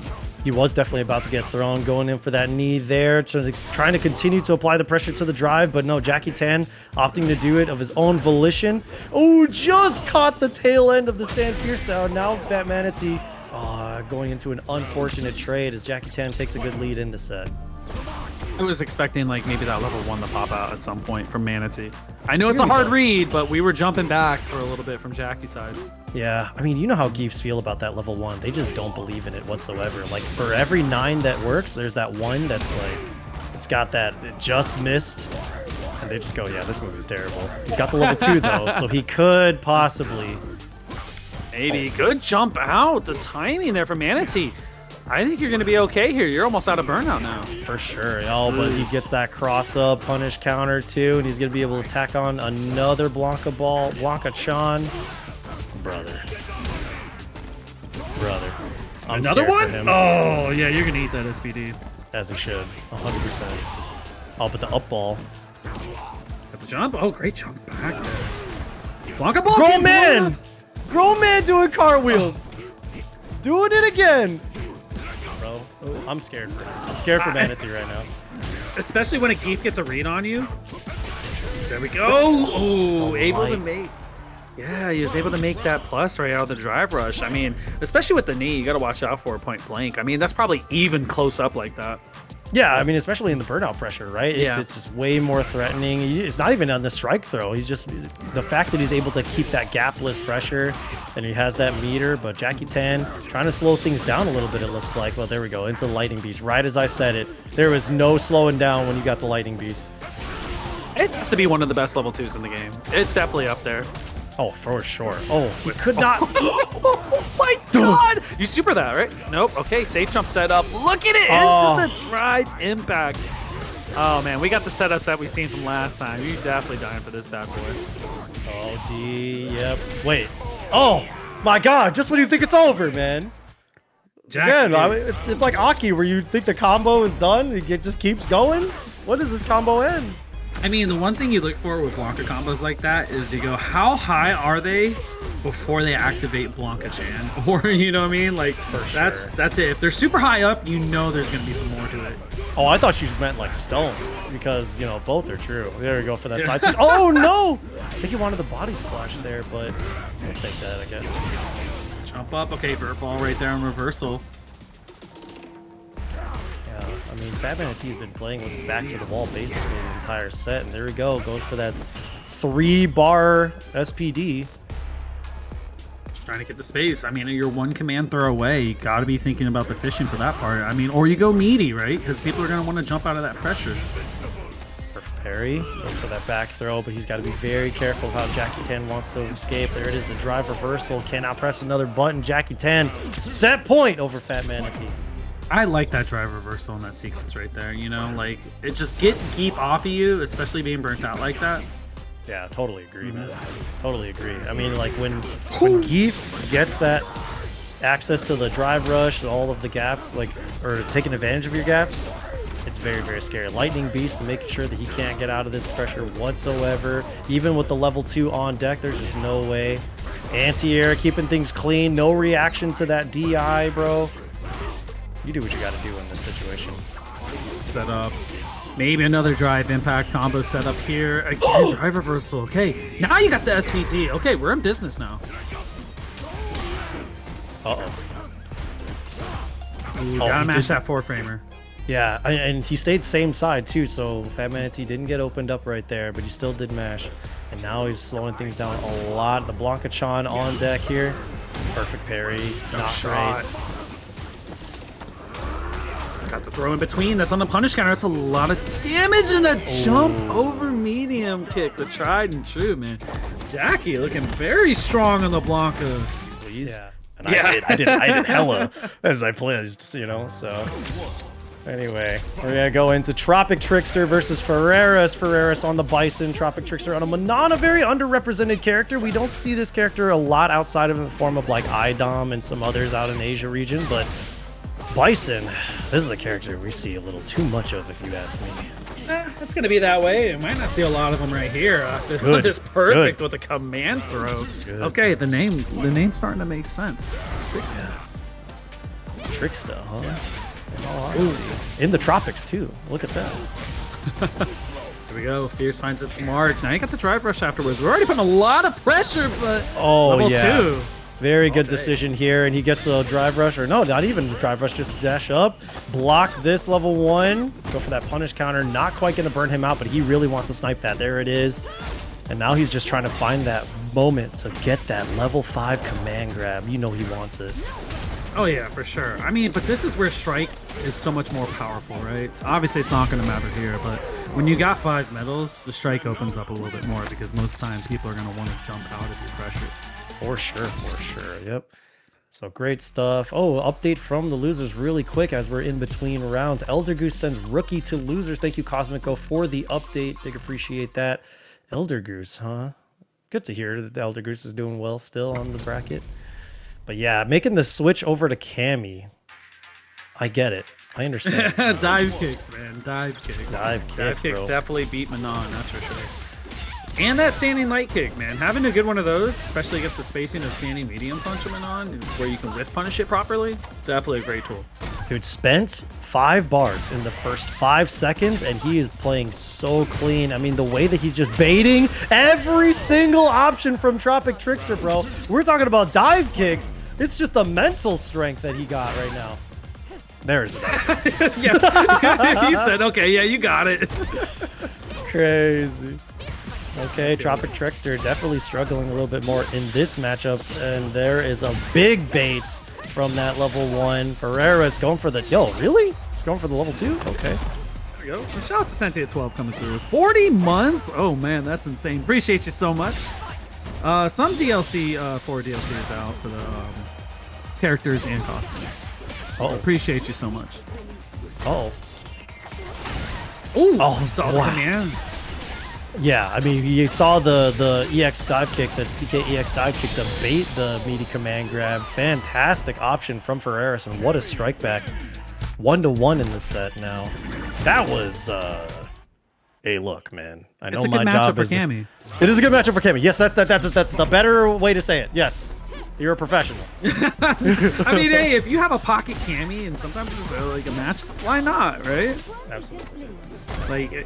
I mean, Cammy's a great character. You know, she's a quintessential, whiff punish character. Also very solid across all borders of the character as well in this game. Oh, wow, what a catch with the neutral jump there. Anti-air Ferreras is just not going to let TropicTrickster escape. Whiffing that button, you cannot be whiffing there, but wow, the crosscut EXDP. Ferreras is in such dominant control right now. He's able to keep Trickster exactly where he is, make him whiff all those buttons, dude. I don't know what adjustment you can really make. That's a great adjustment there, Seth. And the side swap right there. Okay, great anti-air. And get yourself a medal. There we now go. You're at 3. This is where it can get dangerous. Yeah, absolutely. I mean, it's really hard to pin Cammy down, but when you get the counter hit conversions just like this, you take those hits, in all honesty. It's going to tell you a lot of information of how he wants to deal with any of the frame traps, how he wants to deal with your pressure. Didn't want to take that one there, and he's not going to spend anything. He's just going to bait that EXDP to perfectly tie this setup now. 1 point apiece. Final round. We take that. That's optimal punish right there. You take a medal before the round, and you're ecstatic as a Manon player. 100%. Yeah, now, wow, what a very clean whip punish. Getting that 5th medal on deck right now. And he's gonna fish for this heavy. Oh my god, the big damage. Podium right there. 5 medals, call it. Let's go. Cash the 3, doesn't even need it. No. TropicTrickster, very great response. I mean, it was looking very scary in the first part of that game, especially in the game before that, but you're doing pretty good. You are, look, I see the flag up there. I know minus what to call 3. it. That's -3 situation. Sometimes you gotta let them know, like, hey, I will do that because I'm gonna do it again, and it's gonna open up offense for you because you're gonna delay your normals from time to time. Ooh, punish counter. He's able to get that burnout too. Oh. There's still no level 1 on deck, so he's just gonna cycle this over and over again. But now he's got to be careful. Oh, I can't quite anti-air that. It was a little late. You wanted the crouch fierce, but not gonna matter, man. The drive impact here, and Trickster. Now we're on set point. There we go, Trickster fighting back, bringing it up to return to form. I want to say, not whiffing buttons like crazy, even though he did whiff that stand medium punch. It gave him the access to get that whiff punish. Now he's got him in the corner. Oh, bro, my brain is exploding right now. What? I cannot believe that hit. That was insane. I don't even understand what she hit him with because it wasn't the feet. It must have been the smell or something like that. I don't know what it was. I don't want to deal with that. I feel like he is going to come back though. At some point you have to, right? Yeah. Anyway, let's get into this next one. Kolibri versus iPeru. Kolibri, the Wisconsin Ryu that kind of tears up brackets, is very exciting Ryu player to see. And then iPeru, one of the most consistent Lily players here in the U.S. alongside El Chacote. So it's going to be quite a strong set as we enter our top 48 now.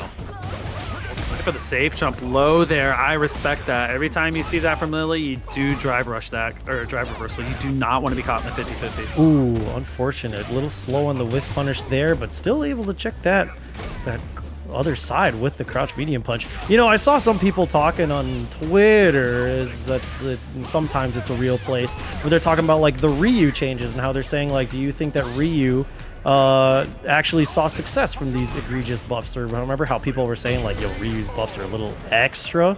I don't really know if Ryu's been putting it up like that though. I think Ryu's in a really great spot right now. I agree. Like honestly, like he fights. You know, he is not to the point where like no one's playing him, and I think Ryu's a great character, and everyone should play this character at some point. Yeah, he's just fun, man. He's got so much sauce. The perfect parry on the Hado. Not trying to go for any super to whittle down that drive, just gonna do it with their own kit. Unfortunately, parrying that. Ooh, solar plexus a little too slow in between there, but I mean, at least we get to save some of that bar for the next round. Obviously, we're gonna need it. Both characters fully loaded here. Oh, what the? Oh my god! What? Kolibri. Very interesting. I don't know if there was a follow-up plan from that, but Kolibri was playing some very clean whip punishes there. Perfect parry, guessing correctly on the strike, but oh no, getting opened up and now in the corner. Spacing from iPeru. What a confirm here. I like that because iPeru is just basically not trying to let Ryu jump out of the corner for free. Like, you back off a little bit just to make sure, but it's not gonna wait. It's not gonna matter. We're gonna brute force our way out. Level 3. Yeah, and that's a big hurt of damage for sure. I mean, somebody said in the chat, Ryu hits hard, but he's kind of plain. I don't really know, man, because you got the Hasho's tricky stuff. You got the footsies with donkey kick. And then you got some pretty good sauce with the forward roundhouse into the Tatsu routes. Like, those are always really fun to see. But, I mean, teach their own. I think this has got to be some of the more fun Ryu's ever been in a game, right? Like, obviously the Hashigeki definitely helps out a lot, but I mean, he can literally snipe you from full screen once you get the install, you know? Oh, the Denjin Railgun? Yes, That's crazy. He's basically Cable from Marvel 2 right there. In all honesty, I see it. I feel like he would be Cable. Yeah, I like it. I think Ryu has some sauce, man. All the Shotos in this game are pretty fun to play, man. Capcom did a hell of a job with them. I wholly agree. All of the Shotos in this game are exceptional, unique, and fun, dude. What a whiff punish! Exactly, Kolibri looking strong right now. Saw that kill frame with the solar plexus too. Oh, the big jump in, no conversion off of that though, but still resorting back to the footsies. The level 1 gonna come out, just be able to stuff that overhead. But Kolibri not deterred whatsoever. You saw that dash in afterwards too. The confidence with iPeru. Just want to spend all that meat at DPOS, cutting right through though. respect that though. Oh, took the hits. Maybe not, but trying to keep the drive gauge, and there we go. Crouching medium kick, finding the mark. Kind of caught iPeru walking forward a little bit. Yeah, I mean, Kolibri not taking the lead in the set, but look at the way that she's backdashing too, just trying to stay navigating outside of iPeru's buttons. And iPeru is just forced to bite, forced to approach. With that crouch fierce, obviously going to work wonders into the level 3 to do a lot of damage, as well as to the drive bar. I like this early spend. He's going to be able to drive rush for another one. No, he just wants to slowly approach. Knowing Trying how to get on the Kolibri whip is. punish game. That's what we're trying to look for right there. I mean, iPeru has a pretty sizable life lead here, so you're just looking for the whip buttons in the normal or the neutral here.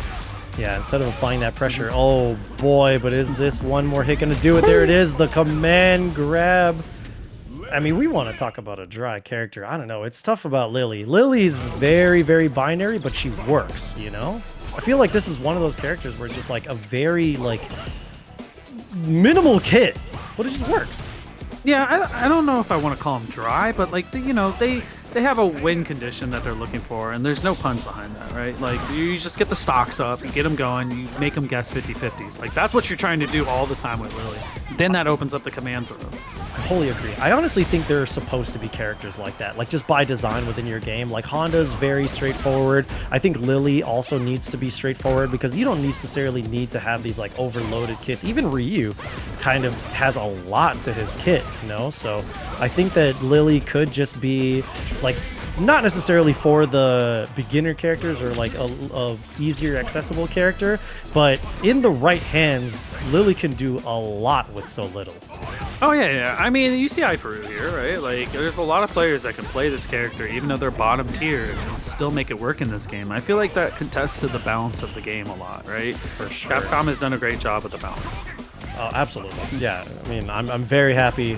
Shout outs to Nakayama and Natsumoto-san for making this quality product here. Going in with the overhead. That's going to be some big damage. Are we going to see a level 3 cash out? Yes, we are. Just wanting to shortcut into the next round. Cut iPeru off from that match point. So we'll Hell see. yeah. Spin that meter.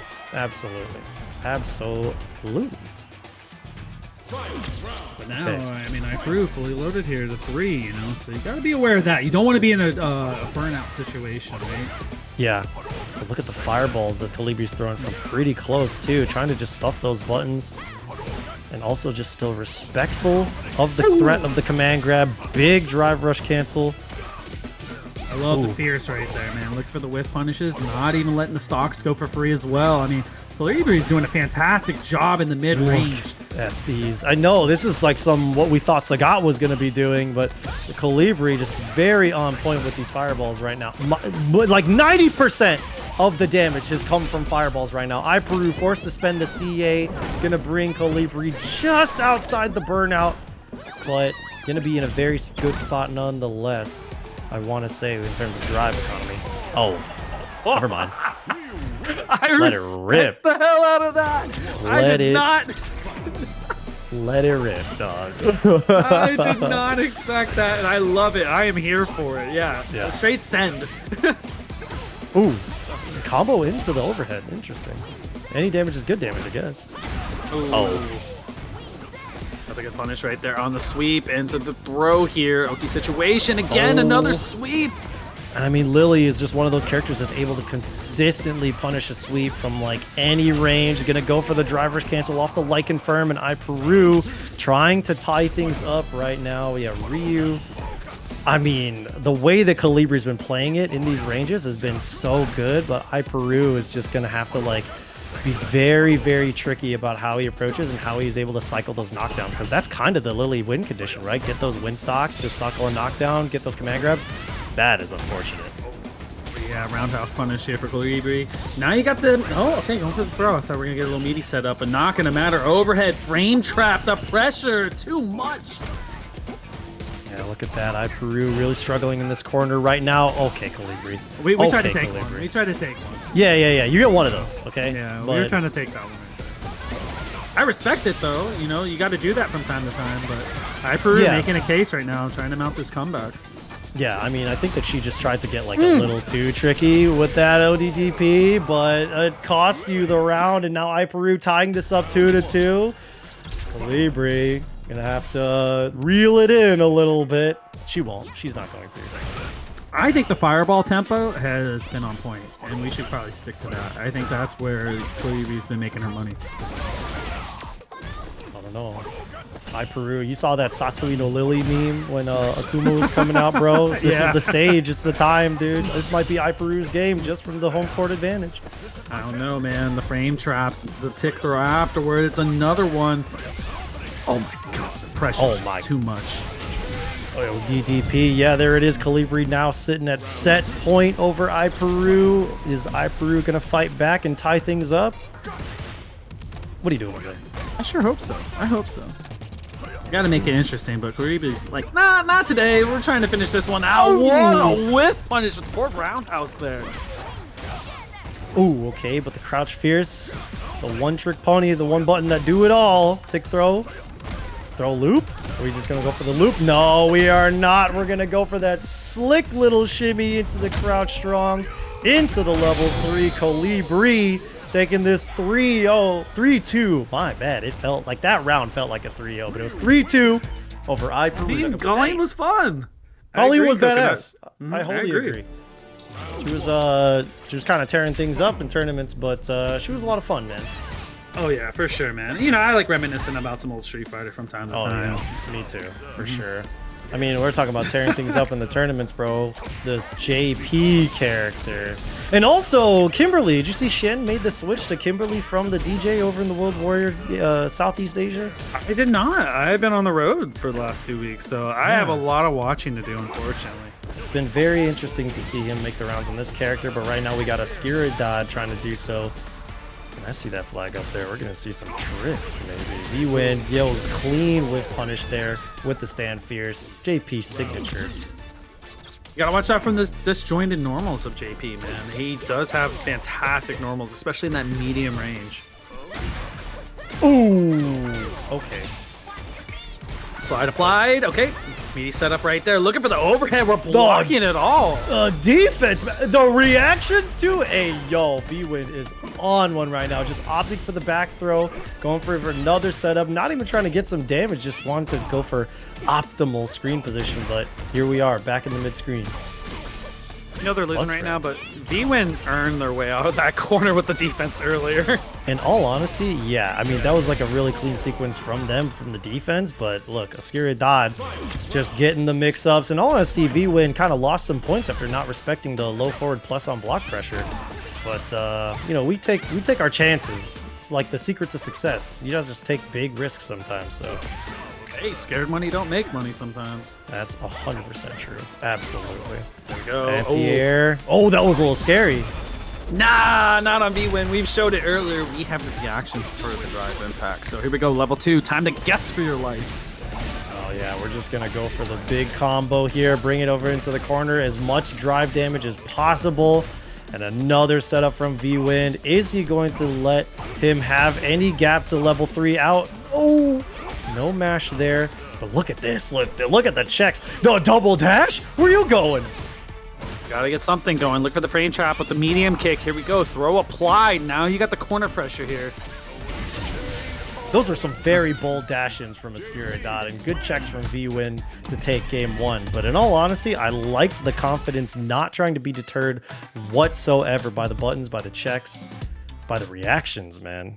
You gotta take some risk, right? Like, especially when you're down so far in the life total here, you gotta take some risk from time to time. And, you know, dashing like that, in Street Fighter 6, yeah, it's a pretty big risk. I mean, yeah, even going for the slide, the ultimate risk there from Oscuridad. The double departure on deck. Big damage here. Full screen yet again, zoning. Is there Oscuridad gonna try to cut through all this? You know, normally I would think you JP, you're like, hey, I got a good life lead, let's zone it here. Oh, wow, what a stand light kick there. And again, keeping the pressure, tick throw. Now you got the corner, so where is the amnesia? It has to pop out at some point here. Ooh, I know, it's definitely looking very, very scary for vWind now that he's got his back to the wall. The double bombs are gone. Ooh, the wake up normal here. Okay, departure all set up here. Try to buy some time. Look at the OD teleport. No, not for free there. What an anti-air. You could have sworn he'd been playing the whole set waiting for that specific OD teleport, and he checked it so cleanly. vWind, absolutely crazy reactions right now. Oscuridad is going to have a lot of trouble trying to get his way in there. I mean, at least the best thing right there is that we haven't seen one of the OD teleports the whole match, right? And vWind was ready for it immediately. Absolutely. I love the matchup. I love it, dude. It must be a matchup that he's been playing a lot, or he's like, you know, called out or sniped out a lot. Oh yeah, for sure. Matchup comfortability. Like, you just gotta be comfortable in it if you know. Okay, no bombs available for Oscuridad, and it doesn't even matter as he's gonna route this into the level 3, save some of his drive bar, bring this to a one more touch situation. I mean, he's gonna be solo. Yeah, you could blow her a kiss. Keep the ghost out, right? Try to keep that mid-range. Stay at your win condition area. You know? Oh, okay. We're just gonna check. Staggering, jostling left and right. Unfortunately, the wrong direction at the wrong time. vWind now at 2-0 in the set, and it honestly looks really rough. Southpaw, it looks rough. It's hard sometimes, right? Like, because Kim's just, you know, in the CQC all the time, trying to be in your face. But, like, vWind has done a really good job of able to get Kim off her at any time and then reset their neutral at full screen. And then when they want to, like, go into their own offense, they're very aggressive in nature at starting it. You know, the transition from defense to offense. It's been on point. Absolutely. Ooh, once again, take a big risk with that slide. But vWind has just been ready for it every single time. Ooh, I think you want to drive rush after that parry there. Oh, okay, got the teleport. Got him in the middle. Looked like departure setup, possibly. Okay, going a little hesitant on the drive rush pressure. Unfortunate way to spend the 3 bars there on the whiff light kick, but you know what? He's able to go for the throw loop, pressure, and build it all back. That should have been a run wheel kick right there. Yeah, very well could have been. vWind now just enjoying the footsies trade, but not really in Oscuridad's favor as he's full screen having to deal with these departures. The double dash in. We haven't seen the teleport from JP yet, you know? Like, I'm thinking to myself, maybe we'll see that a little bit later when we need it. Oh, bomb! This is for sure dead. Absolutely, the OD Bushin. She's so cool when she has the bomb on the field, right? Like, the options that she gets in the corner is absolutely terrifying.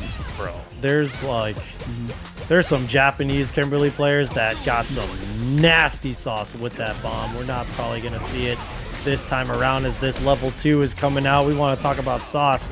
This is just nasty all over the place. JP got some. He do. There we go. Crouching medium punch. Yeah, air to air. Okay, departure set up. What a teleport in between the drive reversal. The timing stuff.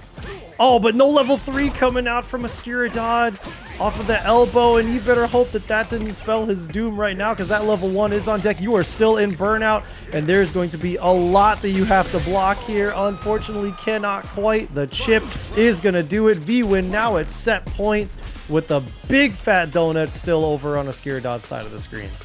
I mean, at least for vWind, you got the 2 bars here now. That's what's pivotal. It's going to come to a point where you're going to have to put the mix out for the level 2. Okay. Reset. Yeah, frame trap in between. Look for that medium punch. Now the tick throw.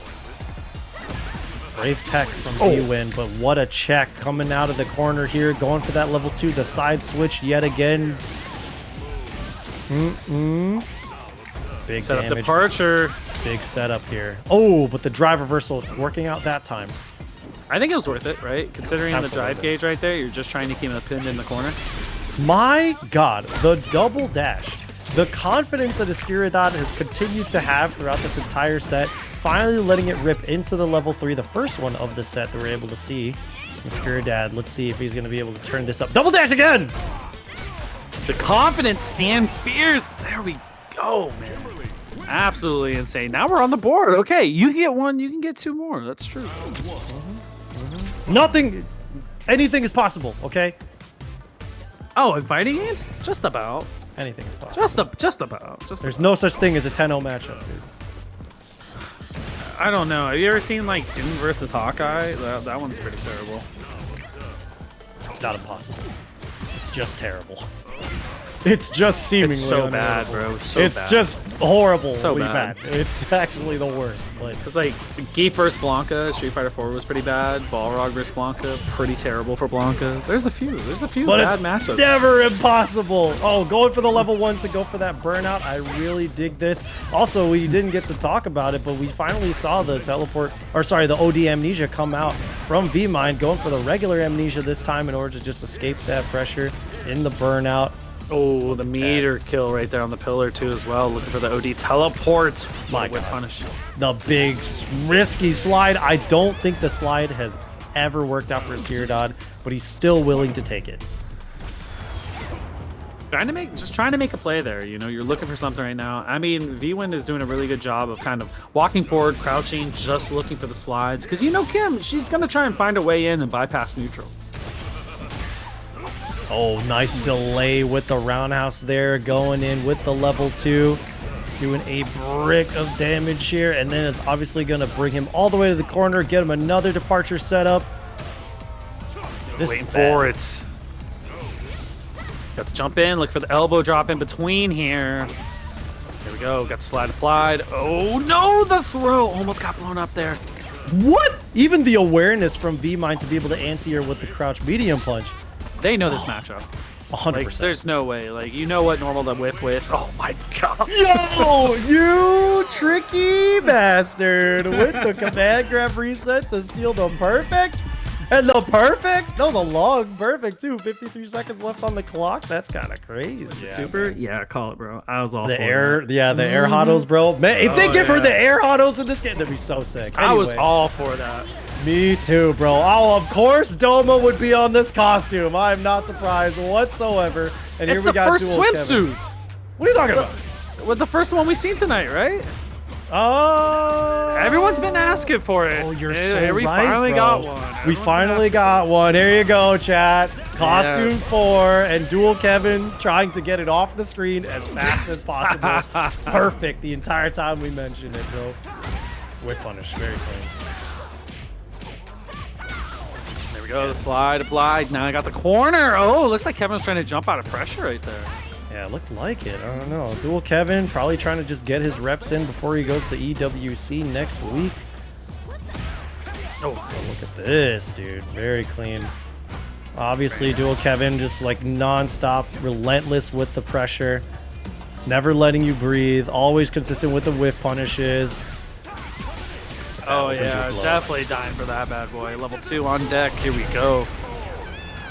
Kevin has just, dude, he's gotten so good with Rashid over the last few years, man. Like, I remember he started off with Luke, and then, you know, it's kind of a little slow to get into Rashid when he dropped, you know, but I mean, I'm very happy he's stuck with this character.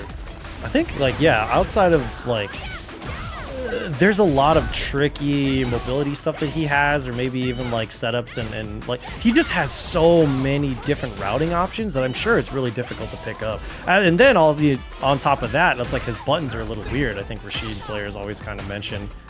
So, but he's an incredible character. I mean, literally what makes him so good is that 7-frame crouching medium kick is insane, right? It's Oh, yeah. cancelable. Obviously, the level 2 is extremely strong. We all know that. You've all had to block it. It usually doesn't go well. But, you know, like, he has a lot of routing, like you said, and it's all for different type of setups and whatever he's doing to get the hit, right? And then shouts to Ocarina Lane coming through with a $30 dono here to the Matcherino. Appreciate you so much. Big ups. Thank you guys so much for donating to the Matcherino. And this is a top 8 qualifier too. Completely unsurprised. The perfect parry. Gonna save his life from that bomb. But oh, Doma still willing to mash out from that drive rush pressure.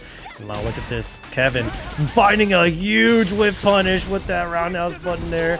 And he's gonna send the SR to just whittle his drive gauge down. But yeah, you have to take that throw. A little shimmy in between. Okay, now you're going to guess high-low here. Got the mix. Okay, keeping it high. I mean, you could do that because you're not worried of a DP from Doma side, right? Because of Kim, only super in that situation. Usually it will whiff anyways. It doesn't have enough startup. For sure, for sure. Dual Kevin taking a very commanding 2-0 in the set so far. Doma. I mean, Doma's got to be one of the best Kimberlys in North America for sure. But maybe a little distracted. Their Kim's sick, 100%, man. I mean, right now, Kevin's just doing a great job, right? Like, in the neutral, putting the great buttons out, you know, with the medium kick. Also, forward roundhouse. Okay, taking the hit. Look, the setups are just too strong with the Rashid right now. Yeah, and the drive rush kind of come in, but what a check from Dual Kevin. Possibly going to spend that last one? No, I honestly think that he could have, but he's in such a humongous life lead right now that there's no reason for him to take any unnecessary risks. There it is, the drive rush. We call that an unofficial perfect. And he is already at set point, poised to go into a top 8. The best part of that is Kevin's trying to put Doma into a checkmate situation because, right, Doma couldn't drive impact after that. They had to super. Ooh, there we go. Bait on the OD mixer. Gonna be able to set something up here with the bombs, possibly? Nope, just going for some damage. Big knockdown here, plus frames. Ooh, look at the sand light kick. Just trying to stay out of range. Oh, there it is. Yeah, found its mark again. 3 to spend here. I think you might be able to get away with 1. Nah, we're going to go Vagabond Edge until the level 3. Get the install. You know, that definitely helps Kim out a lot with the speed boost and the scaling boost as well. Yeah. Yeah, I mean, a perfect to boot, too. Doma playing a little bit better and much more confidently. Wasn't Dual Kevin sponsored? Asked Vega Jake in the Twitch chat. He was. He no longer is. He wants all the EWC money to himself. Oh man, it'd be sweet to Kevin do. It'd be sweet to do him do well at EWC. So I'm wholly rooting for him, bro. I believe he can do it, and I just believe he can do this set over Doma. We got to start somewhere, right? He's got to start in this TNS bracket if he wants to take the whole Esports World Cup. But this man's in a much more comfortable position, popping that Yasar, whittling down that drive bar. That was all they can do right there. Drive impact. Okay, you can jump or you can go roundhouse. Yes, awareness, man. Kevin knows this character inside and out. Ooh, oh my god. I mean, that was like 3 really tricky hits right there. The OD mixer is definitely going to do it. Dual Kevin with the 3-0 over Oni's DomaXD. Sitting very comfy in that top 8 right now. Feels upwards too. Like, yeah, you unlock your assist with these certain conditions, but man, it feels like a lot of fun. We'll talk about it a little bit later as we're going into our next set. Kolibri versus Axel, yet another top 8 qualifier. Good to see these two back up on the sticks. Oh, handshakes. Oh yeah, a lot of them. Yeah. So we good? We good? We're throwing hands, dude. Yo, you're chatting to them, Asian? You gonna tell them it's all good. The connection's not bad. Don't worry. The Asian was like, oh, okay, they're fighting. Okay, they're cool. Yeah, look at that. Oh, nice clean. Look at that. Axel is really just trying to remain a wall, but Kolibri, unfortunately, fallen victim to that OD Psycho Upper Axel is wont to do. Very trigger happy with that throughout the evening. Rip from time to time, right? You know, especially when you want to stop some of that pressure right away, right? Not true block string, so able to get in between. Time to time being all the time. Kolibri feeling very comfortable. Oh, the throw loop. Yo, 3 parries? You should have done it again. In all honesty, if we got 4 punish counter throws in a row, and people are going to clamor on the Twitter being like, look at this, Street Fighter 6. Bro, guess wrong 4 times in a row. Hey, man, sometimes it's Thor Fire 6, dude. It happens from time to time. It happens, I get it, but look, man. Hey, I wasn't calling it. No way. You can't tell me you've never thrown someone 4 times in a row. I throw someone as many times as they'll let me, bro. Yeah. But you know what I mean? I'm not saying that that's the game's fault. I'm saying that's that guy's fault. You didn't see me calling it TOD third strike, bro. Keyshawn, you're right. This is perfect. You're right. You're right. You got it. Unblockables and Street Fighter 4. Like every Street Fighter's got its thing, man. And throw loops don't seem all that bad. At least you need like 8 or 10 of them to be able to kill, just like this one. That Hado into the level 3. Kolibri taking the first point. Not quite yet. Yeah. My math. I don't do math. No, I don't do that. Okay, you got it. You got it. We're back in here. See Racker, see you later, bro. Was that a Psycho Upper? What was that? I thought it was something. It was trying to just get out of there. I don't know, man. I mean, it looked like maybe it was tap parry at start, and they burnt themselves out. My God. They just did not have enough. The Bogard, the flagships, the money makers. Both of these guys. Yeah, the Terrence. Very excited. My boy Terrence? Okay. I'm with Always that. Always happy to see Terrence. Hey, Bird Knuckle, man. Closes the distance. You're not going to get no Hado on him. That's Ryu we're talking about. Yeah, I mean, like, it's crazy to see, like, the nature of the Shotos come in force just from these in the same game, dude. Look, a lot of people are theorizing, and I love the optimism that they're saying, like, oh yeah, CVS3 is on the horizon. I'm not gonna lie, if it is, yo, we get that big punish. If it is, fighting games are so they're unbeatable, bro.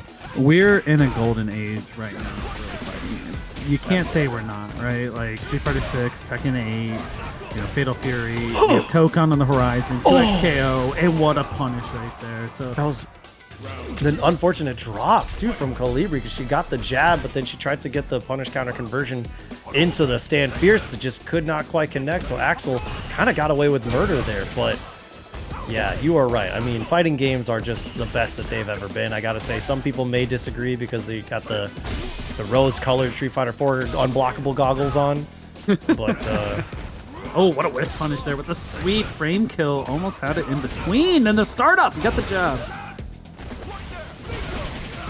Okay, hold on. Okay, and very important parry right there, and he got to the perfect parry in order to be able to keep his bar alive, and he's just trying to find that one hit into the power geyser. It hits, dude. The big damage. Axel tying it up. Very good confirm. I love double geyser, and especially when you can use the meter for a triple. Like, I think that is one of the coolest mechanics in this game. That you can opt for, like, what? Oh, sorry. Continue. No, go ahead. I don't know. Twitch chat's just like kind of on one right now. You guys think that it would be SNK that's making CVS3? Come on now. That's a Capcom bag right there. SNK did Chaos though. They did do Chaos. They did SVC Chaos. I'm talking about CVS. All right. Just give me more fighting games. You know, we can have. On all honesty, you're sold. Yeah, that's it. That's all, man. There's tons of stuff to play. We can play some Street Fighter right now. We got perfect parries on deck. There we go. Level 1. Oh, just not enough. Yeah, that perfect parry scaling could not quite do it. I don't think that there was going to be another route for him to do it unless he wanted to spend a level 2, but he's able to spend that drive impact to cut right through. It was definitely the right call with the Hado, right? There's not much you can do out of that unless you have the level 3 to cancel. For sure. Here we go. Drive rush. Got the throw. Okay. The donkey kick. Ooh. Power dunk, dude. He's got, man, it's a target combo, but it's still, but we still say it, you know what I mean? I love it when he has the costume 1 on, he swaps the hat in between, backwards to frontwards. It's kind of insane, the animation they put into him. Yeah. They love Terry. I think anybody that puts Terry in their game is just like, they think Terry's like the best thing ever. Rising Fang, Axel now taking the lead in the set 2-1. Yeah, I mean, like, Capcom animators are on one all the time, but with Terry, it's just like unreal, dude. Oh yeah, for sure. Like, I mean, like, even the difference between costume 2, 1, 3 is insane too as well, man. They've done a hell of a job out here. Oh, for sure. Ooh, speaking of a hell of a job. Oh, and speaking of another hell of a job, a big whiff punish or a big DP punish coming out. Ooh, great medium punch, finding its mark. There we go. Got the dash forward into the plus frames. Oh, you're gonna have to hold that. Tried to go for the perfect parry in the second one. Oh, okay, what an option select. Perfect parry there. Man, Axel's on it right now. Oh, and the meaty overhead 2 for the conversion. Tried to go for another one, a little bit greedy, but Kolibri not going for a Tatsu to able to side swap, possibly just because of the like confirm, but that is definitely going to do it. The crack shoot. Axel now sitting comfortably at set point. Can Kolibri fight back? Fight back, Kolibri! I think so. Oh, man, I got the DP at the start. Need a little bit more of those, the crouching medium kick. You know, that's a strong tool there for Ryu. Oh, damn it! Oh, I'm sorry, Kolibri. I did that. Kolibri, and then the throw. God forbid, like a big whip punish. Oh my God, the level 3 into the Rising Fan. Kolibri, get out! Unfortunate. Axel taking a very, very dominating game 4 and winning 3-1 over Kolibri. Damn, man. That was, Terry's so sick. I can't. That's insane, dude. So funny. You can learn dude. so much about somebody, man, from like little things like that. That's so cool, though.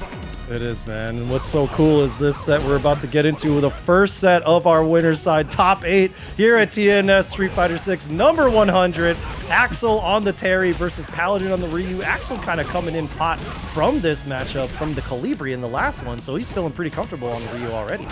I kind of like that they opted for the Terry and kind of stayed away from the Ed right here. You know, the Terry a little bit more aggressive. You can kind of get away with a little bit more with him for sure. Absolutely. I mean, I wonder if the same decisions could have been made on Ed regardless if they're baiting that EXDP, but still a very open, strong open from Axel over Paladin. Now, I know Paladin is a very, like, textbook Ryu, right? Paladin doesn't do a lot of very crazy things. He's just got very solid fundamentals. He knows when to take his turn back. He knows how to open you up. But stuff like that, the perfect parry on the fireball to be able to bring you back into the corner. Axel again. All right, bro. God, Axel. Okay. All right, you got it, man. That's insane right there. Perfect parry options like roundhouse. Yeah, we take those all day. 100%, dude. It looks like he's just not wanting to overextend or brute force a mix-up. Axel is just willing to play some clean footsies, but who's going to play it better? That solar plexus leading to something good here. But Paladin trying to get a little bit of pressure of his own here, using all the drive meter that he can. You know, now it went coast to coast literally on a block string. Oh, nice blocks out there, even though it chips him out into the burnout. He's going to let the level 3 rip, and it works! Look, man, I understand that it's an online tournament, but what are we doing here? We've been seeing stuff like this all night, Southpaw. Seth, I don't know. I kind of felt that super coming, bro. I don't know how to explain it, but it was just like my intuition was like, I think he's gonna sweep. You're bred from a cursed era, brother. I don't know what that says about you, but it's Marvel. Oh, it's Marvel stuff. You do the -2 into level 3, whatever you gotta do, bro. I think we kind of, tapped on it earlier. You know, scared money don't make money. You know, Paladin, he's gonna press after that. Like he's That's true. He's negative. I'm gonna take my turn back, and Axel's like, yeah, you thought. Yeah, I'm very happy that it worked for him. Getting a point on the board for himself and getting a very clean low forward to bring Paladin already over into the corner, basically coast to coast from one interaction. Isn't it crazy how like the interaction can end up like that? Like you're literally blocking and you're going all the way to the other side. Tried to go for the throw, but they'll bust a wolf. The level 1 though, cutting right through. You'll take that trade, absolutely. Paladin, what a response! Didn't even need the railgun power up. A beautiful call out right there with the level 1. Absolutely correct on him, and even better whiff punch from Axel, man. Using that crouching medium punch beautifully. The backdash, but no punish there. Just one of those interactions. You can't quite do it.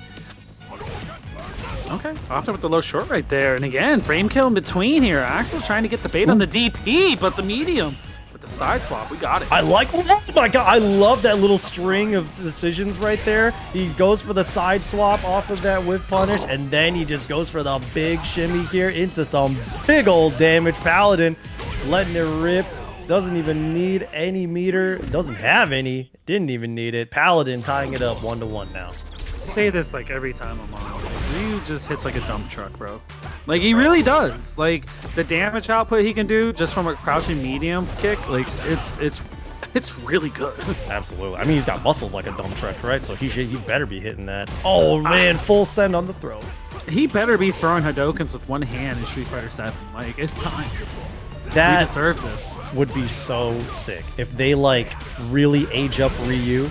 It's kind of nice how they've kept these characters like ambiguously aged, but you still know they're like more advanced or like more professional at what they do. Ken kind of notwithstanding, I guess. Yeah, I mean, like, he has, right? Like, you know, the reason why Nash was so cool is because Nash can throw a Sonic Boom with one hand. That is cool. Like, I always felt true. that. I was like, yo, he doesn't need to, bro. Yeah. What are you farming all that aura for, bro? Basically, right?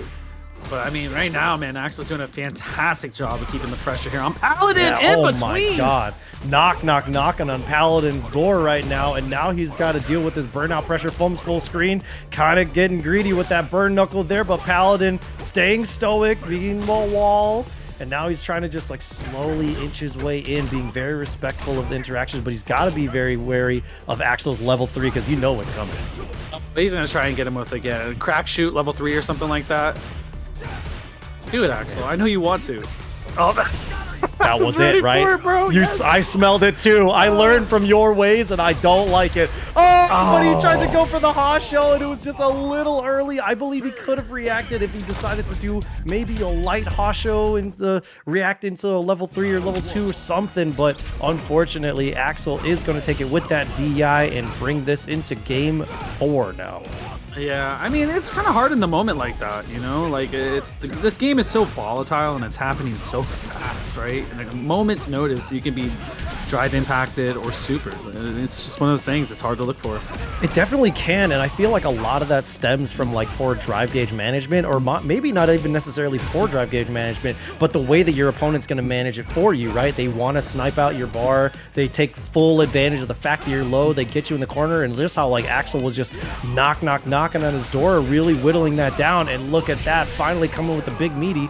Yeah, the game can definitely feel volatile at moments like that, but there are times where it can feel really slow, obviously. Like, this is Street Fighter through and through, in high and low moments. Okay, I definitely agree with what you're saying there. I mean, right now, like, Paladin is kind of turning it up, right? Like, he is definitely a slow and methodical player, but every once in a while, he gets really aggressive, and when he does that, man, he's very hard to stop, just like right there with that crouch and medium kick. Yeah, very nice coming out from Paladin, catching that whiff punish, and let's see if he can tie this set up 2-2, or is Axel gonna take it as he's sitting at set point right now? Oh, I love that forward heavy kick, dude. It's so cool. Oh, he did not stand block at that time. Okay, he's still all right. Yeah, trying to fuzzy guard it maybe, but okay, respectful of the crack shoot, but still tried to jab afterwards. Blocks high this time. Hasho.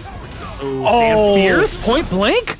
Okay, going for the Rising Fang. This is nowhere near kill, and it's just gonna maybe put him at a solid life lead. I don't know. I feel like even putting Paladin in CA with like enough life to do it. Oh, I'm terrified. I'm terrified.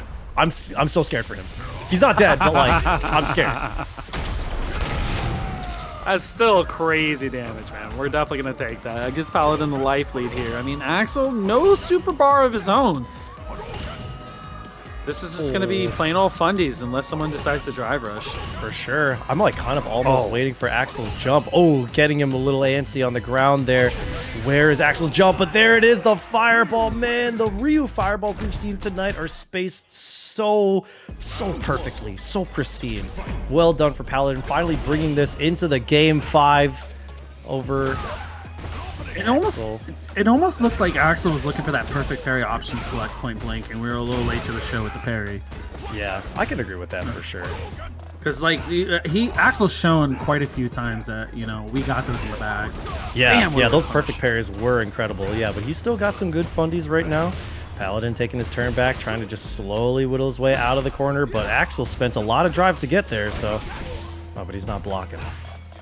No frame kill. Okay, got the tech. Crack shoot to get the pressure back in. Answer it back. A little bit of medicine of his own from Paladin. So, you think it's your turn? Yeah, not quite. No, absolutely not, bro. Paladin trying to play the fireball war again, but the missed timings there. The perfect parry you were just mentioning, and he's going to have to spend the power geyser slam his way over to set point once again. Let's see if Paladin can fight back. See, I love that shit right there, man. A perfect parry option select, I'm all for it, dude. All day. Oh, yeah. I wish I was as good as these guys. I mean, option selects in general, like, I'm very picky with them, dude. But that is one where I'm, like, really nice about it. Nice DP. The rising tackle to bring him back into the corner. And this looks like a really tough spot for Paladin. Once again, the perfect parry, dude. The parries have been everything for Axel. You know, like, considering the nerf to parries this season, like, Axel is doing a really great job of picking his spots where to do so. Ooh, tried to go for the quick burn, but he was ready with that check. Paladin not trying to spend that level 3 just yet, trying to find one more hit, but the overhead is going to do it from Axel, taking the first set of top 8, 3-2 over Paladin. That was rough. Yeah, and you want to talk about labbed. I mean, we got two of the most studious Street Fighter players up on deck right now, Dual Kevin and TropicTrickster. We saw some crazy tricks coming out from TropicTrickster the first time they made the appearance on the stream. So we're going to see how those tricks come out against Dual Kevin, international, worldwide star player here.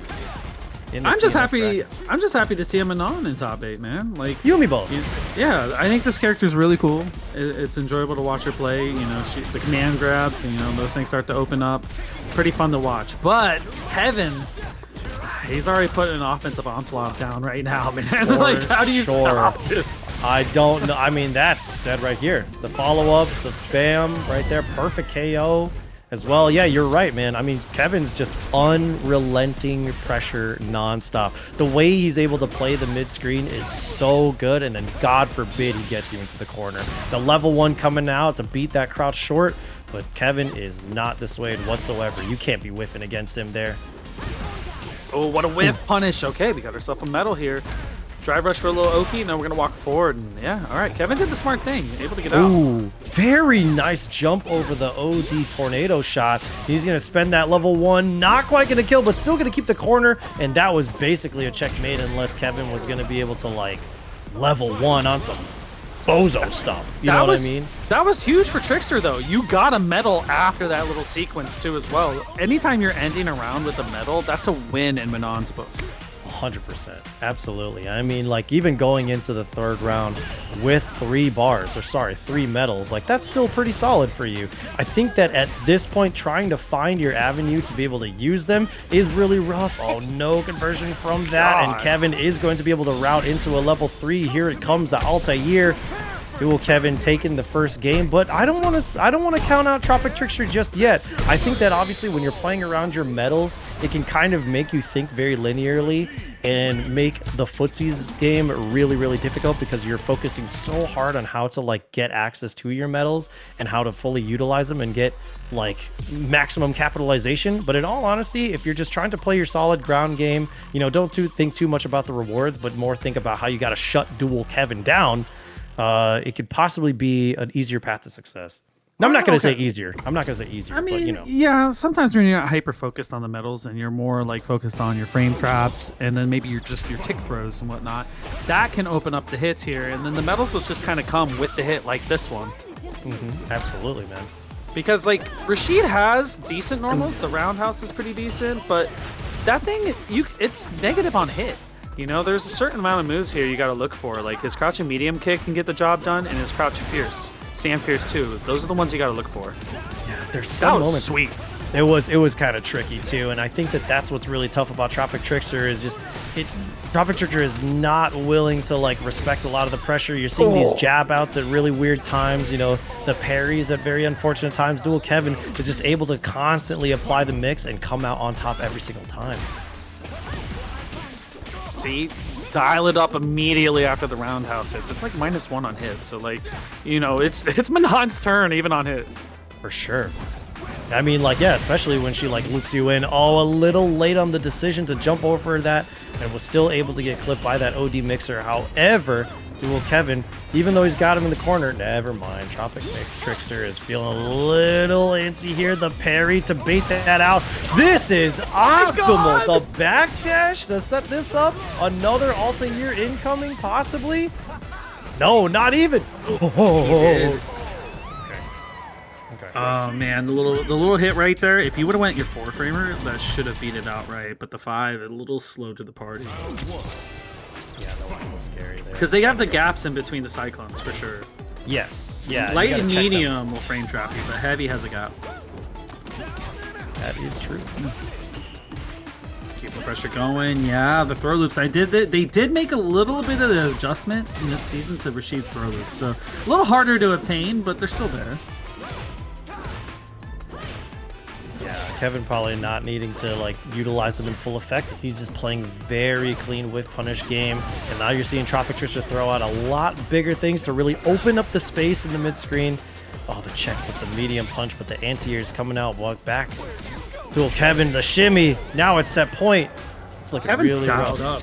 He's dialed up right now. Like, you can tell. Like, you just see it in his gameplay. Like, he's trying to win this. Obviously, you're playing in a tournament you want to win, but, like, it's his tournament right now. It feels like it really does. Yeah. TropicTrickster getting another medal here in the 2nd round, trying to once again open up that range. Kevin a little slow on that whiff punish, but he's still going to take these hits. TropicTrickster Oh, unfortunately got opened up low. And we are back into the corner here. Is the Yasar coming out? No, but the backdash into the level 3. That's a 3 metal super. So it's going to do a pretty good amount of enhanced damage, but really help him escape that corner situation as he goes for the drive rush, bringing things back into the mid screen.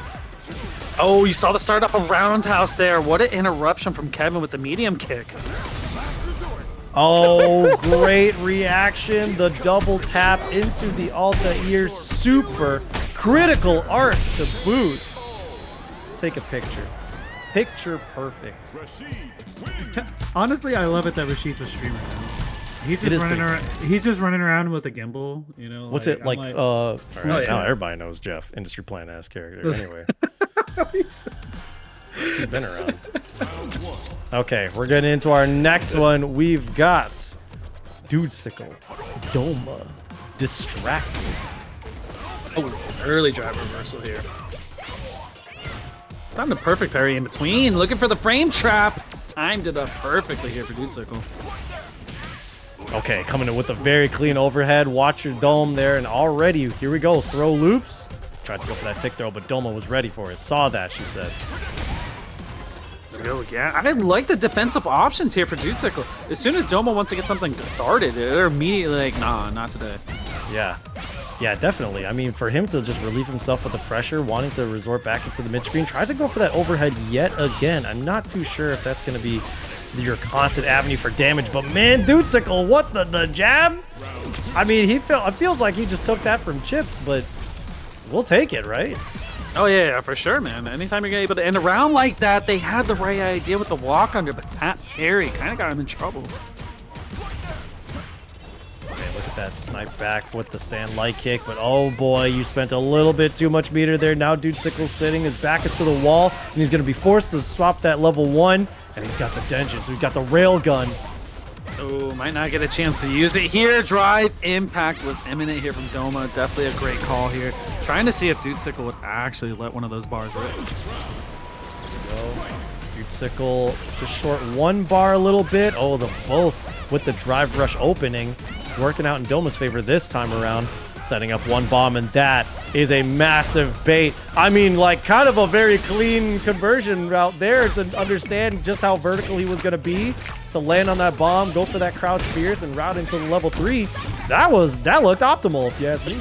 You got to think of the odds right there, and I think Doma like thought those out perfectly, right? So like, if you delay throw, obviously you can react to that, but if they DP, guess what? That's free, and you were still gonna have pressure after the bomb explodes anyways, man. So well thought out plan from Doma. Ooh, I like that, using the elbow as a footsies tool there in order to win that scenario.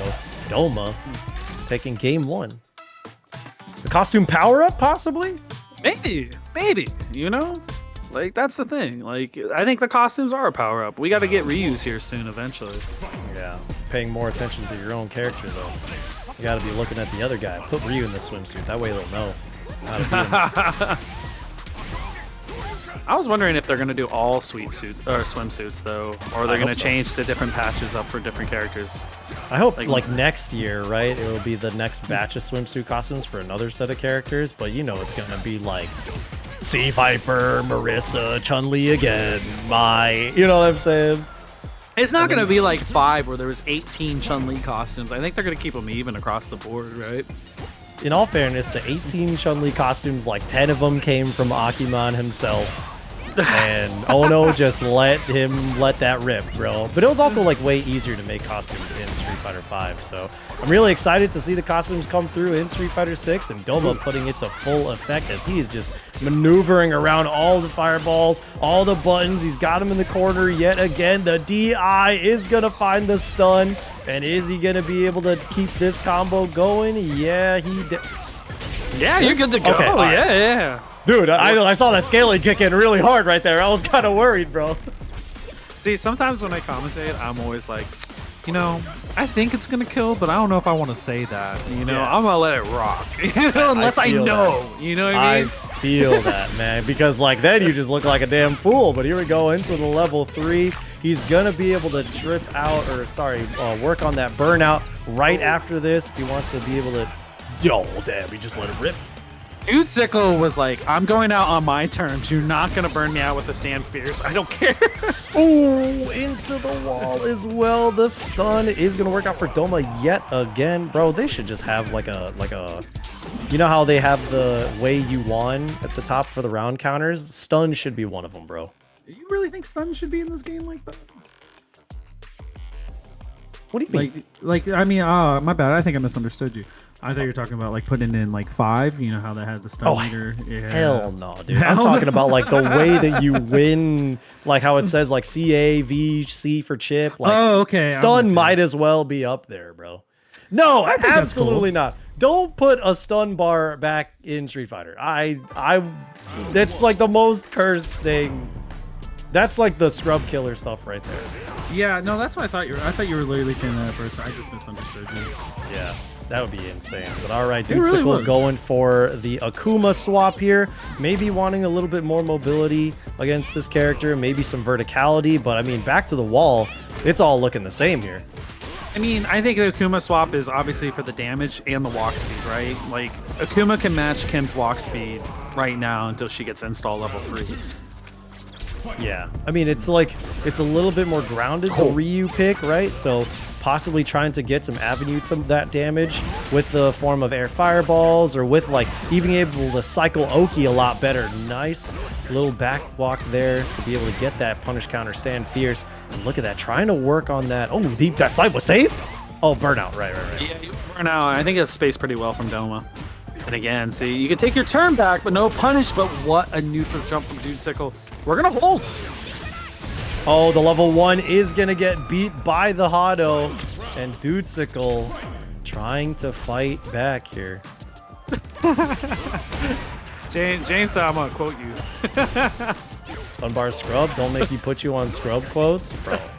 In Street Fighter 6, you guess wrong one time and you get the stun bar goes all the way up, bro. That's how it worked in Street Fighter 5. You block one DP after a combo, and then they're stunned and basically dead. I remember the 2-touch challenges, bro. It was so easy in there. Or it could be like 4 where you don't even see it. Damn, what a work up there with the level 3. Make it random like in 2, bro. Oh, yeah, that one. They had stun combos for that. But hell yeah. Here we go. Doma getting a little momentum on their side here, especially in the burnout. Now you got the install here. One really good hit. Fierce. Oh, that's the good hit, right? That's going to be the one right there. Is he going to go into another drive rush? No, tried to go for a reset there.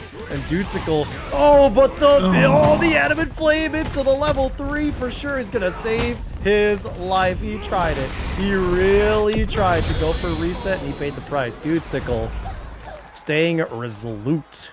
I think maybe they wanted overhead there and just kind of missed the mark. Because it wasn't like they were ready to tech or they were looking for a shimmy in between. I see it. I see the vision. Yeah, a lot of the times, yeah, with the Kim players will go with the overhead reset from time to time out of a hit. Fully agree. Yeah. Because sometimes like they just don't have the damage. Even with the level 3, they'll want to just make sure so that way they don't have to go for like, you know, one more guess when it really matters. But in all honesty, like, you got to take what you can in that situation. Nice EXDP to come out of that pressure. Dude Sickle trying to make sure that he doesn't get burnt out as well. And wow, taking the risk there. On your own terms sometimes, right? Like you don't want to get hit by that normal. Got to have the level 1 primed up here. Great blocks with the overhead, but able to get it with the frame trap in between. Oh, and this bomb is going to allow him to connect this hit. Is he going to spend a level 1? No, he doesn't even need to. The OD Bushin is going to be able to bring him to set point once again. And poised to eliminate Dude Sickle from this. Forced to parry from that EX teleport. I love that when I get to see someone like kind of do it optimally there with meter management and keep some of the bar going into the next game. I don't know if it's worth it now. It was worth it. Oh What my a call god. out. I mean, what a crazy call out. You are so right. Doma letting the level 3 rip and Dude Sickle paying the price with a brick. The parry. He's got his number now for sure. And he could go for another drive rush combo, be able to close this out for... this is why you say those things, man. This is why you don't say it. I was like, Seth, here's the blueprint. This is it. That's technology, baby. Here we go. Uriel Velorio, obviously on the Ken. Ferreras opening things up with the Bison. We'll see if it stays on Bison or if he might make that Cammy switch, depending on how Uriel Velorio plays this one out. Strong start, though. Uriel's an extremely aggressive Ken, and I love that by nature. I like how he plays this game, right? Look, stand fierce, drive rush again. There we go. We're going to get just in your face. There's not going to be much you could do. You got to drive reversal at some point. Ooh, and that's going to be a humongous punish with that crouch fierce there, and he's turning into a one more touch, but there it is, the delayed crouch short in order to bring this back out. Oh, crouch strong. Yeah, delay tech right there. That's what's needed with it. Oh, what? It's the drive back side. That was insane, dude. I can't believe out of all the decisions, he made that crazy ass read. Oh, yo, you got a little greedy. Look, and you see him walking up still? This guy. He's dead. He's dead. Right. That's technology, Seth. That's technology, baby. Bro, I can't do this. The first round, I gotta sit through minimum like 10 more of these rounds like this. I'm already asleep. I'm already tired. That put me out. That knocked me out. My brain is not attached to my skull. Uriel gonna make the hard call outs, bro. That's it. That's it. He's gonna do his thing. Little space scissor kick there. Oh, whiff, side switch, bro. maybe? Yeah, absolutely. Great tech there. Oh, that sucks for the trade. I mean, you will take that trade, right? Because you're not eating a Psycho Crusher. There we go. We're going to spend it all. Level 3. Absolutely. 100%, bro. What a great check with that crouch medium punch on the Bison. Checking the Bison drive rush already is like a feat in and of itself. So great stuff to Uriel Velorio in the first game. Are we going to see a swap? Maybe. Who knows? You know, like, I think you're right. I think you're onto this, Seth. Yep, going back to the Cammy. I mean, he played a very, very clean Cammy in the set against, I want to say it was TropicTrickster earlier. Can't entirely remember who he played against, but the Cammy was very, very tricky. Oh, yeah. I mean, I feel like Cammy does pretty well against Shotos, right? Especially if they want to be a little fireball happy. But I think Uriel will kind of calm down off the fireballs. Use some more Dragon Lash, get it in between. There you go. Now you got safe jump set up or meaty. Okay, yep, but I mean, no matter who you're picking, you're going to have to deal with the Ken pressure in the corner. Throw a loop. It's not even really a loop anymore, but... That was very tricky to get out of there with the dive kick. I like that, Ferreras. Yeah, clean over too, yeah. Great DP on the neutral jump there. Still being very respectable of the ODDP. You can see that too. Ferreras is like more than willing to back off. Trying to find that counter hit. Finds the counter hit there, but doesn't want to spend all of that meter to get the extra mileage. And he is going to pay the price with that check from Uriel Velorio. Taking a good lead in the set. And at the end of the day, you know, I know Ken got a little bit of nerves here and whatnot, but he is extremely strong still, dude. That crouching medium kick, you got to look out for that bad boy. It's still too good. Yeah, a little bit of a clap there, but winning out for Ferreras. Now he's got him in the corner of the up. There we go. That DP lockdown, baby. Stand medium punch. Okay, trying to find its mark. Oh, little whiff dive kick in between. Get that tap parry. There we go. Yeah, great response from Ferreras from that first round. Looking a little bit more comfortable on the Cammy. Let's see if it's not excluded to the corner, though. Still getting clipped low in the mid-screen. Ooh, not for free, man. Had that dialed up. Gonna catch the level 3 here. Get a little bit of that drive meter back as we get Uriel's down a little bit. I mean, Ferreras is in a great position right now with a life lead. Yeah, okay. Oh, tried to take his turn back. Realizing it was not plus, but... Oh my god. Still gets that DP, though. Holding that pressure, but he should not be there because that confirm into the EX Jinrai is going to bring him to game 3. I mean, Ferreras had really great life lead going into that, but Uriel with the Jinrai setups, you know, just the high, keeping going on hit, able to get that advantage on his side with Ken. I mean, when Ken's in your face, that's literally where he excels, bro. It's so hard to deal with this character sometimes. Bro, absolutely. I mean, it's like one of the most oppressive things. Obviously, like any kind of pressure that exists in this game, people just attribute it to the Jinrai. Obviously, Sagat was coming out and they're like, no, they gave him Jinrai too. That's just how traumatizing that set is, man. Tiger Jinrai? I know. A Tiger Jinrai, bro. Yeah. Lucas, I am loving the mic arm, man. I appreciate you. You really held it down for me. I love you. Dude, Thanks, brother. You're giving so much tech. The mic arm and the wall-mounted monitors, dude. Like, Oh, I'll show you the setup. I ended up getting a mic arm. I got hooked up because I lost my mount for my other one, and Lucas, my Lost. guy. Damn. Yeah, I got lost during the move, unfortunately. oh, that sucks, man. Yeah. That's okay. But shout outs to Lucas for getting you all set up. And I mean, looks like Ferreras is getting really set up here. He's going to be able to route into this level 3. I think he's dead. I'm not going to say it. do it, Seth. I'm not going to say it. I didn't say it. I said I think. This is my opinion. And my opinion can be wrong. Yeah, I was you right missed all out. along. Dude, man. you should have trusted your gut that time. Yeah, but you. Well, look, we gotta work together, man. We gotta trust each other, okay? if I'm being combated and contested every time, I'm gonna have to. Uriel Velorio on the Terry. Oh my god. Seth, you're right. I suck. My bad. You don't suck. Game you don't suck at recognized anything. game. You had it, bro. You had it. I should You have don't believed. suck, man. Yo, chat, can we get a shout out to Southpaw, please? Everybody gas him up. He hates it when y'all gas him up, which is the best reason to gas him up. He's the best, dude. You're too nice. You're too nice, bro. For good reason. I already missed the Ken. Yeah, see, Lucas. Yeah, Murder Squid. Yeah, hell yeah. I love you. Yeah, but you Thank know, y'all, hell yeah. that's him saying that he Hell loves yeah. you. You know what I'm saying? Hell yeah. Sting. Oh.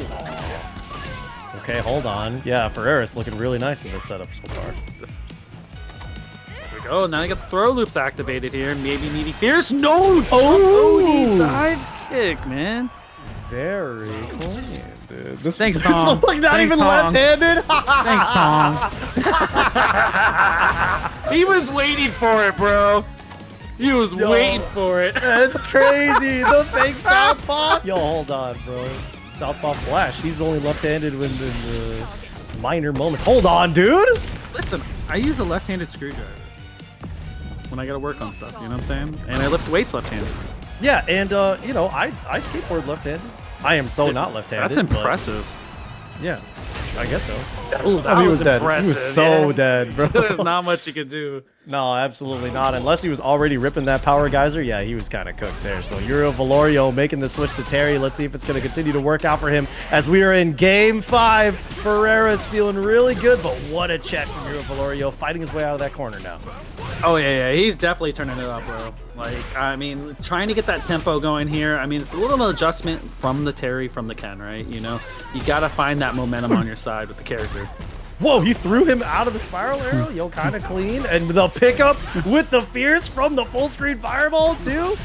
Oh, stand light kick. What a catch out for Uriel. Set point here. He's looking very good on the Terry, but Ferreras was playing super clean that last game. Let's see if the momentum is going to fight back. That rising tackle, something told me that rising tackle was going to come out, but it's all right. Ferreras undeterred. The neutral caught. Oh, that's bad. That was amazing from Uriel right there. Okay, a little bit of damage. Now you get the corner carry. Oki on your side. Wake up DP. Having to do it for sure. Ooh. I take that. Yeah, you're saying him be very wary with that meter, and he just goes for the spin knuckle through the OD. I feel like that was incredibly well timed. Just be able to catch that drive rush follow up, and look at this Ferreras getting the opening gambit in this final game, final round. The rising tackle coming out yet again, and they are scrapping Southpaw. I love that they're swinging right now, bro. This has turned into a good old-fashioned bar fight, level 3 off the medium. Okay, here we go. That's gonna put Ferreras in such a great life lead here. Uriel's gonna have to make some decisions. If he gets hit by 2 fierces, he's burnt out. Yo, he let the critical on Rising Fang leg it rip, and it actually connects. Uriel Velorio's going to heal some of that drive gauge back. He's going to put Ferreras basically into a one-touch scenario as long as he's able to find that clean hit. And he does with the low forward, but he doesn't have the damage to do it as he does not have the drive. Yo, that slow walk up throw was so scary, and he's got to be very risky, but oh no, the miss input from the dive kick. You hate to see that that's how you go, but Uriel Velorio will take those. We take those, okay? It's top 8, ladies and gentlemen, and I mean both of those guys played out of their mind. Shout outs to Ferreras for making it that far in the bracket, but what a... Never again. Was it like well trimmed? Was it like Yes, the most glorious? it was so Like nice. you got the. All right, that's why, bro. It You was gotta have that nice. scruffy. You gotta have that like if Akuma, like the Akuma beard. That's what you need, bro. I cut that beard off so quick with my own clippers, bro. No one's ever gonna say we the best. No, we the worst. I got rid of that shit. You could have had it, bro. You could have had it. You could have had people quoting like the Satsuino Hado within you, bro. Like that. You did that to yourself, man. Seth, next time we hang out, I'll show you, and you'll be like, oh, okay, I see it. I'd love to. All right. I'd love to. But we're gonna see I was Paladin. not loyal. I cut it off. Yeah. Not at all, bro. Well, we're gonna see Paladin up against Doma right now. Forced to spend that drive reversal to get himself out of that corner. But I mean, Paladin is still chilling with this. The mid-screen throw loops, he's still sitting very comfy. When he plays Akuma, though, you know, like I think it's a good look for him. It allows him to be a little bit more aggressive. Oh You know, yeah. I feel like he plays a very calm Ryu, but when he can get going with the Akuma, you know, bypass neutral with the fireball most of the time. Oh, But- punish there. I wonder why Doma let that elbow rip. That definitely was just like an autopilot combo. Uncharacteristic. I got mixed. My neck is broken. Paladin walked right into that bad boy. Yeah, exactly. Hey, that happens, bro. That happens. I see characters jump at me, and then I walk forward thinking, oh, yeah, I'm about to make you whiff this cross-up so bad. And then I get it clapped, dude. Just speaking of clapped, the elbow into the level 3. Doma going to get that power up. Start clapping, chat. The music is playing. Yeah, that was a really good check there off the teleport. Normally you see like a tap parry or something. I think that's what Paladin was looking for. Back throw. Street Fighter 5? Does it build the meter like that? I mean, hey, throws actually do build more meter, I thought. Especially if you're going to be on the round ender. Yeah. Yeah, you might as well be. That's super optimal, okay? I'm sorry, Murder Squid. I'm so sorry. I did this. This is me. Ooh. I did it, see? Is that burnout? I think so. The Accepted. 64 ounce of calamity.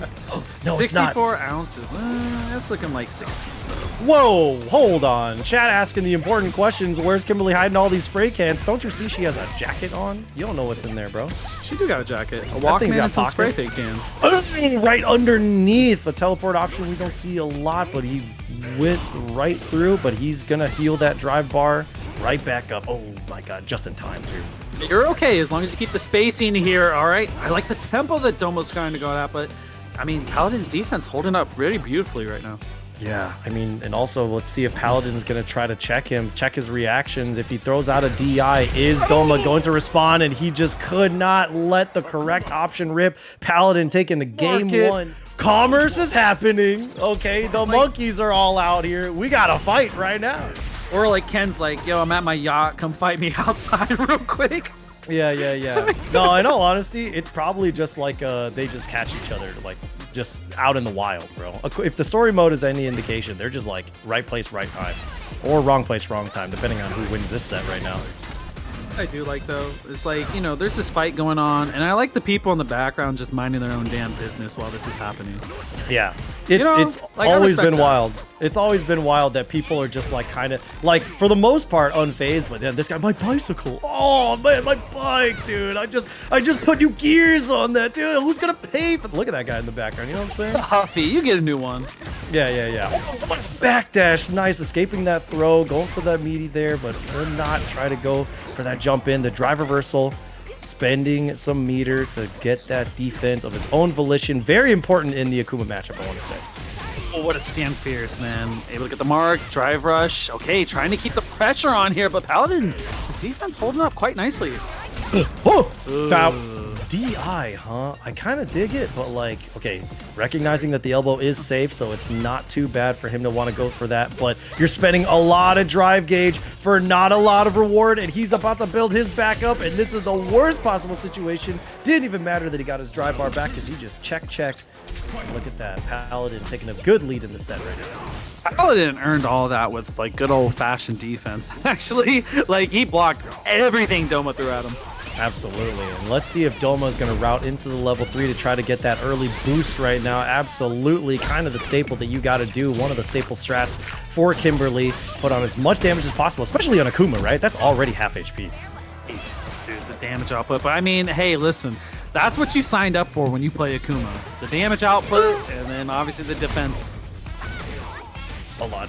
I'm scared. Safe jump. Oh, parry. yeah, that was disgusting right there. Doma feeling very cozy after that one. Let's see if he can tie this run up 1-1, or is Paladin going to take a very dominant 2-0 lead? don't think Paladin. Doma might have figured something in the tempo of Paladin. You saw that little delay for the backdash because Paladin will use it from time to time. Double plus frames there, but look at that Paladin with the checks getting out of there. Oh, the into the level 2, Steve my arm. That's crazy. The cross chop. That's one of those supers that like they're dead after that. You know what I mean? I love that super, bro, because she's just talking mad shit the whole time, all day, every day. Like I'm about that. Yeah. Like that's my jam. I am so about that. I love the confidence that the new characters just ooze, man. It's like every single one of the new World Warriors feels like they know their shit. They love everything they do, and they're so good at it. Well, I mean, you got to think about it a little bit, right? Like, you know, her master is Guy, and Guy's master is Zaku. I mean, that's a long lineage of like badass characters. Let's be honest here. She got her stuff, bro. But I mean, like Manon's got her own like Olympic medalist stuff. Marisa's a champion. Like Luke and Jamie are just like the best bros. They know. The confidence that every character oozes, like every new character oozes, is just so sick. No, except Aki. Because Aki's still cool. like, Master, am I doing it right? You see me now, Master? Please notice me, Senpai. Stuff like that, you know what I'm saying? Hey man, you just want to do a good job. I respect that, Aki. Oh my god, that roundhouse, what a call out there. And the chop there too, man. Hold on, Paladin. He's still got a lot of flexibility to be able to close this one out, but all right, there it is, the fireball. Just do it. You know. Yeah, sometimes, you know, a little point blank fireball, get the job done, that's for sure, man. Yeah. Adamant flame, looking for it. Man, out of the neutral. I mean, sometimes you can kind of set it up for a space trap, but I mean, we haven't seen Paladin do it, but looking for the plus frames. Oh, unfortunately, the late on the Adamant Flame. I wonder if it was actually late, or I wonder if that's even an option for him to be able to punish off of that, blocking that super. The super might have recovered a little too fast, but that is definitely an optimal punish counter, what you want to use with the Adamant Flame. For sure. I was just wondering, the frame data there must have been really tricky. What a little tricky reset there. You are so good. Akuma. He was already ready for it, man, with the parry there. I mean, like, it's tapping parry is so much easier than trying to, like, buffer a super in between that. For sure. For sure. Yeah, very quick one. Damn. You make a character change? Yeah, I was gonna say. Doma playing anybody else? I don't know about that. But he dipped like from the setup. I was a little worried. Hey man, sometimes you just gotta take a minute, right? You know, like there are some things that happen. Those are pretty fast. You know, take a second, recomp, breath, get it back together, man. You can get this. You get another one. You go to a game 5, man. It's not far away. Very important to like calm your heart rate too. If you're noticing that, if your breathing's a little raspy, you know, it's very, very important to like kind of just like recenter yourself. So Doma has been in this for a while, right? He's been fighting through these online brackets a lot, but no matter what, you definitely got to take those moments. It looks like it's working out for him right now. Is he going to set up a bomb? No, just going to go for that elbow and get some good oki. I like the run stop right there, but Paladin trying to fight out of the corner, but not allowed, man. Doma too vigilant with that stand light kick. Has to spend that level 1 for sure here. Keep the can though. No. See, optimal settings right there, man. I like it. You're just not gonna. You're gonna spin the bar. You need to get the kill, get onto this, and get to a game 5. You're not. Yeah. You're right there. One more round. Is this the Akuma swimsuit costume? You know what I'm saying? Not yet. It'll probably get one eventually. Frame kill in the backdash between Paladin, man. Great option to go through. They even rotate through your defensive options right there. Kava guy, what the hell are you talking about, bro? Out of all of the guys that you pegged me out to be, you think I'm a feet guy? I gotta get back to the game. I can't encourage that whatsoever, dude. Doma staggering that pressure, feeling good, but what a check from Paladin. Delay on the dive kick right there. Again, look for the jump in. Neutral jump. Got it with the medium kick on the way down. Is he gonna spend all 3, you think? 2. 2? Yeah, 2 is definitely the call. Even if it doesn't kill, which it looks like it's so close. Oh my god! Oh, in the level 3! That's C8. That is 110% dead. 1,000,000,000% dead. That's crazy. You give off the snipper vibe, my man, says Kava guy in the chat. That's crazy, bro. He was offended but didn't deny it. I'm denying it. I'm denying it right now, bro. From the source? From the source. I am not a grippers guy, okay? You relax, bro. How did we get onto this topic? I'm talking about the game. I'm being as tame as possible on the TNS stream, and you guys are trying to like, you're trying to bring the demon out, bro. You gotta sometimes you just gotta cut the malarkey out, bro. You know? I gotta stop it. Yeah, you gotta stop I'm a it. changed man. Bring it down a Scorch. Man now. Bring it down a Scorch, you know? You got this. These guys are scorching me up, I'll tell you what. Oh, I like the backdash. And again, with the crouching medium kick, bro. Paladin using it so beautifully here. Because he used the walk speed of Akuma. I mean, he doesn't have the range like Ryu and Ken does, or the frames of Ken's crouching medium kick, but the walk speed makes the difference for that. Absolutely, man. And look at this dominating position that Paladin's got. What a huge whiff punish there. And Paladin now at set point over Doma. Can Doma fight this back? Didn't build a lot of meter in that last one, too. So level 3 is a long ways away. And if Paladin is going to keep this momentum up, he might not see it at all. Oh, damage output, meaty fireball set, just in case you want a level 1 in between. Here we go. Paladin faking the normal there. The meaty and got the throw. Yeah, go for that throw there, but now Doma spending that 1 bar, but that just means he's even further away from a level 3 buff. Gonna have to earn this very honestly and earnestly, but that low forward could have been disastrous. No shot. There we go. I think you got to hold. You need one more sequence. Spray paint can, hold and parry. Overhead blocks. Okay, we got the throw. With the back throw, though, that is not what he wanted. And the check from the OD teleport from Paladin in the pickup. 3-2, eliminating DomaXD from the bracket. I believe in the TD. He got it. He got it, man. No more computer blowups. We hear. Yeah. But we're opting on the Terry this time for Uriel versus Manon. So, like, I do like Terry because he can close a lot of distance extremely fast with this character. Yeah, absolutely. I mean, like, both of these characters are very button happy. You know, you want minimal whiffs, like, just like that whiff in the command grab there. Who would have thunk? But looking pretty swingy in the opening round. I mean, just trying to keep the pressure on, right? You know, Manon just trying to gain some ground here. You're going to be looking for a command throw at some point in between one of these strings off drive rush. Wow, what a crosscut. Ooh, and the level 1, too. He's going to be able to pressure that drive more. Oh, but there we go. The fight back from Uriel Velorio. Okay, there it is, that burnout. Now he's going to be ready for that Blaster Wolf, if possible. Never mind. Case. That actually kills right there with the metal on deck as well, man. TropicTrickster finding a way to get it done. Oh, man. That jump in looked like it would reach from deep, but Uriel Velorio still able to get that rising taco out. Oh, no command grab to be able to catch that, but there it is. 4 metals on deck now. And now the strike. The fear of the throw is everything in this moment. And just the whiff TP. We're at 5. That was great. And now, again, yes, exactly as you said, the threat of strike is way more prevalent because all you're really looking out is that throw. But looks like TropicTrickster is just going to route into the level 2, not even trying to do some fancy footwork outside of this one. And he is taking the first point in this set of 3. That was well done right there, man. Kept it simple, went to the level 2, call it a day, get out of that matchup right now. Because Terry's a very explosive character. He can definitely swing the tides in his favor very quickly. Oh, yeah. I mean, that perfect parry, just be able to keep himself the crack shoot in order to go for that side switch. I dig that, but look at TropicTrickster once again fighting back. Trying to lock him down, too. I mean, that burn knuckle is giving him a lot of mileage because it lets him just close that gap and really make TropicTrickster second guess how to contest. But TropicTrickster in that moment opted for the command grab. Let's see how he's going to be able to net some more medals if possible. I mean, Trickster's doing a good job in those sequences. Like, they're walking in and out of that burn knuckle range and able to make it unsafe. Wow. Okay, I mean, a big brick of damage here, and he's got one more mix-up to do it. Man, that low strong could have been something crazy, but looks like he's just going to hold all this out. No, it is. Crack this open. And there we go, Uriel Velorio trying to tie this up. Burn knuckles!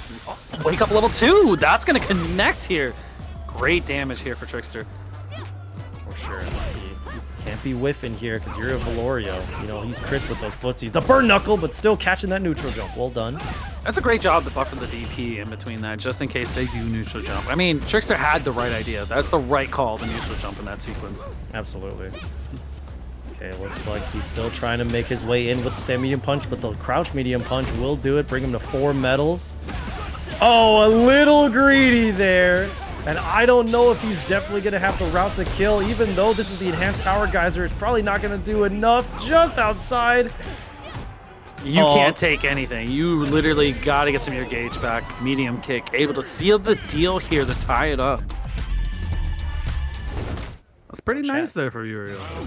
Chat's gotta relax, man. All right, here we go. Tied up. 1-to-1 now. Damn, the full screen overhead actually connects. For full send. There. It was. I mean, that's kind of the nature of Terry Bogard, huh? You just gotta be full send and stuff. It fits Uriel's playstyle, just the same as Ken, right? Like, I think both of these characters are similar in their aggressive nature and what they want to do. Damn, trade combo. Threw out 4 different buttons on block there, and Uriel just kind of let it all rip. Look at the jump out, cross cut. Yeah, finds its mark. Nice. Not enough for the overhead, though. Great recognition. I like that little reset there that happened too, but the throw, putting in one more touch. Oh, the trade in his favor. Velorio now taking the lead in the set. I see, it's so good to go with the normal priority, right? Going with the heavy right there. You know you're going to get the trade because they went with the medium. I mean, Uriel Velorio is just on one right now. For him to be parrying after the burn knuckle, recognizing, yeah, he's going to jab back. Hold on, the throw loops are just coming out strong. Is he going to try to go for a backdash? No, because that stand fierce came in and reapplied. How do you even know? How did you even know? I mean, even with the mental stack and everything going there, like, Trickster just held it together. You got to respect the defense right there. Yeah, and even respecting the possible escape option from Uriel Velorio too, but oh no, he lands that very clean low forward confirmed into the level 3. That should kill. Yeah, okay. Listen, I learned from you, never trust myself. No, that's not the case, bro. That's not the case. Sometimes you can let it go. TropicTrickster maybe going for a costume swatch to distract Uriel Velorio. Maybe. I would just like taking that little bit of time, like we were talking about, right? You know, every once in a while you gotta reset yourself, kind of figure out the game plan, what you want to do, what went wrong, and kind of get on the right path. You know, take a little time to shed some weight. No, okay, never mind. He's staying fully clothed, and Uriel Velorio is gonna have to fight this one. 2 more rounds until he can win this one. TropicTrickster. Damn, the round star burn knuckle has been coming out in spades from Uriel. Very consistent. It's such a good round starter, man. Like, it's spaced perfectly if they don't have like great walk speed to walk out of that, you know? Certain characters you gotta watch out for if they walk back at the start of the match. Oh, tried to get a little antsy with that one too, but yeah, the combo drop gonna work out for him. He didn't get a punish on that target combo right there from Manon. I mean, we went too heavy of a normal there. Trade. Oh, okay, again, burnt themselves out. Another trade. Okay, we're swinging right now, so. Yeah, we are swinging right now. Oh, but nice, the DI to be able to fight back and take full advantage of the fact that he does not have anything. The level 2, not going to kill, but going to put... pardon me. Excuse me. I hadn't realized that she was hitting with her feet, her big-ass feet, and it does extra damage, apparently. Excuse me. That's great, especially off the OD kick, man. The wheel kick is able to do it, man. It's a lot of damage, man. You can't ever sleep on that level 2.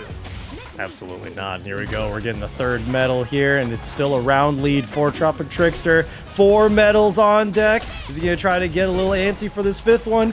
Yes. The answer is yes. The answer is the patience, dude. Seth, that was the patience right there, Trickster, right? You know, you can kind of feel the DP. I mean, I feel like they were kind of steamrolling Uriel for a little bit, and they kind of held patient in that last sequence, and that paid off for them. I mean, oh my God, the full drive rush stand fierce. Could have got a lot more mileage out of that, but you know what? It's all good. TropicTrickster getting one started pretty clean, but you have to force that EXDP out in order to be able to give yourself some breathing room. TropicTrickster has been navigating the neutral a lot better now. Coming in with the jump light kick and already has him in the corner. Oh, the command throw 3 early on here. Good patience. Had to spend the bar just to make it safe. Able to get the back throw, though. Oh, and the throw, too, to beat that DI. Very smart for him. Gonna rip that level 1, but what a jump back from Uriel Velorio. The Are You Okay? Not gonna do it just yet, but oh. I think they're okay. We're gonna take that. Let's take the 4 right there. Set point for Trickster. Okay. Absolutely okay. TropicTrickster set point, sitting comfortably with 4 medals. Is Uriel Velorio gonna activate right now? That low forward gonna be something fierce, hopefully. Oh, block. Oh. Okay. Good wake-up opportunity there for Trickster. You take the damage as you can. What a check in between, man. Drive gauge, you're looking for it. Oh my god. I mean, he's got the 5, right? The strike is very lethal. Yeah, Uriel Velorio gonna have to fight his way out of that corner, bring things in the mid-screen, make her work for it. It's so scary, like even any parry interaction. Wow, the empty! Oh, that could, dude, that whiff punish was insane, Trop. I can't even say it, I'm so excited. Trickster, man, punching their ticket further into this top 8. Yeah, very, very versus impressive. Axel, possibly another Terry. Yes, it is against the world-renowned duel Kevin. Here we go. DK's been on a tear tonight, though. For knuckle. Maybe not right now, but you know, most of the night, yeah, he's been on it. Yeah, EX quick burn too. I'm really curious. He was trying to just brute force and mix up on that one too. Look at this, playing really slow in the footsies. Probably the slowest that we've seen Kevin play already in the opening games of the round. Never mind, drive Russian, catch him with that low. Have to, yeah, absolutely. Wake up DP. You don't want to give Kevin too much, man. If he gets that push to the corner, that's when Rashid's extremely deadly. My god, the whip punish on the sweep, but he's definitely parrying this, building some of that meter back and doing some maximum drive damage here. Kevin, always optimal, always playing around that drive bar. He's definitely going to be winning this one. Yeah, that was like pretty much guaranteed right there. He went fierce into the drive rush fierce just to try and burn you out. And then after that, it was set. Checks here. Kevin, low committal, but still very fearsome. Like, how does Axel swing back? It's hard. You're going to want to use that. Oh, stand light kick. Definitely a great starter. But, you know, he has the fierce and the crouching medium kick. You know, you're going to need something for the whiff punish. He's looking for the stand strong. Okay, going for the throw there. Oh, overhead. Got the finesse, man. Here we go. Got the throw in the corner. You know, the pressure's starting to add up here. Axel putting a great game plan together. But in rebuttal, Kevin, man, able to make their way out. Yeah, a little too delayed on that jab pressure there, and Kevin got so much mileage out of that into the level 3 here. Yeah, Axel looked like he was in a very commanding spot once he had Kevin in that corner, but he showed just a little bit of hesitation, delayed a little bit, and then allowed Kevin to just mash his way out, bring it back to the mid-screen, and then get a clean hit into level 3 to take game 1. Winner's final. Still a long way to go for both of these guys, but Kevin, very strong opening. Ooh, stand fierce. A little late. Kevin trying to jump out of the pressure there. But, I mean, right now, Axel got a really good game plan here with these normals. Man, he sent the burn knuckle from that far. Like, if he blocked it, that could have been crazy. Okay, it would have been. All right, Axel. Damn, really trying for that overhead. Still, nice whiff punish there with the stand medium punch. Axel looking very, very good that round. Okay. Target combo. Okay, no, roll forward. Sometimes you can look for the frame trap after it. Ooh, the shimmy too, brother. He's going to get that enhancement, get some good Oki after this. Despite the less meter, he's still in such a good spot. Poppy Gasar? No, he's not. Doesn't quite need it just yet. Ooh, but he might need it soon, as that stand fierce is so huge. Trying to go for the overhead yet again. Kevin's willing to save, right? You know, if he gets a clean hit right here, he's in business. Fully charged. Oh, got the throw and the backside. There we go. Yeah. Now you set up the Yasar off the back throw. Yeah, and there's only so many more throws that you can take here. Is Kev going to kick it? Is he going to jump right through? Oh my god. Wins the throw situation. No. Baits the OD. Can he actually catch this? What the dude? This guy needs to... Look, man.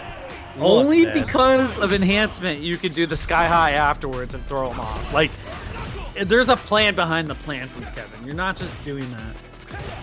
Nah, man. Nah, man. Where is he going, bro? What was that? I love that shit, bro. The ODDP into the... Nah, psych. I'm going to double jump backwards, bro. Come back with another one. That was wild, dude. So sick. Axel seemingly undeterred, though. He's going to go for the burn, the quick burn into the Rising Fang. Partways, what's up, dude? Thanks for the sub, 17 months. You're just catching some good action as Axel takes a very good life lead. Duel Kevin having to do this with a little less than 3 bars. There it is, the SR coming out. Does connect. Okay, got it set up here. You do this more or less where you can get him to push to the corner here.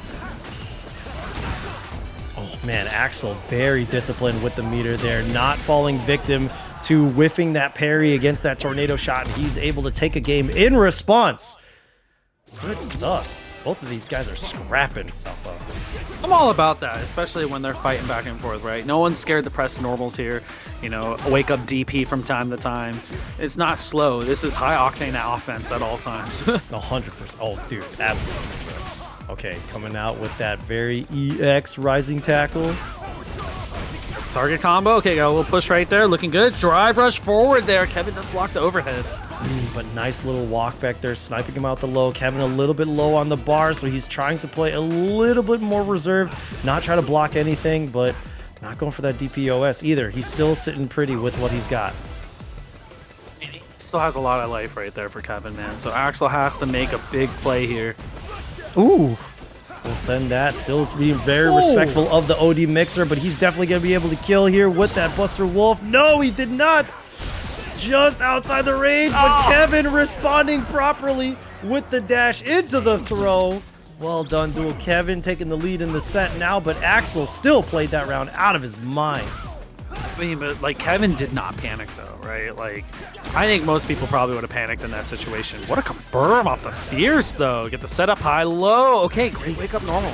Yeah, he jabs out of it too. Very impressive. Duel Kevin trying to take the initiative so that way he can recover his drive gauge. Axel trying to fight his way out of the corner. Both of these guys got a lot to fight for. Frame kill. Oh, just a little late for the throw. Okay, level 2. Might have to drive reversal this if you get a chance. This would be your shots. We're gonna hold and still gets burnt out anyway. Got the locked. Yeah, and I don't know if he's gonna be buffering here. The mixer is gonna catch the anti-air. No light confirm.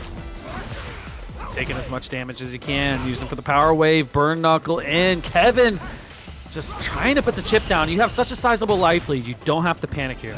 No, not at all. And I mean, he finds that low. He's going to have to spend the Rising Fang here if he wants to keep his drive healthy. With how little health he has, this is one of his very few gambits. And let's see what pressure he's able to instill afterward. Rush overhead. Okay, level 2. I think that's a great call for Kevin. You're going to regain some of your meter back and burn Axel out, and drive impact is the call.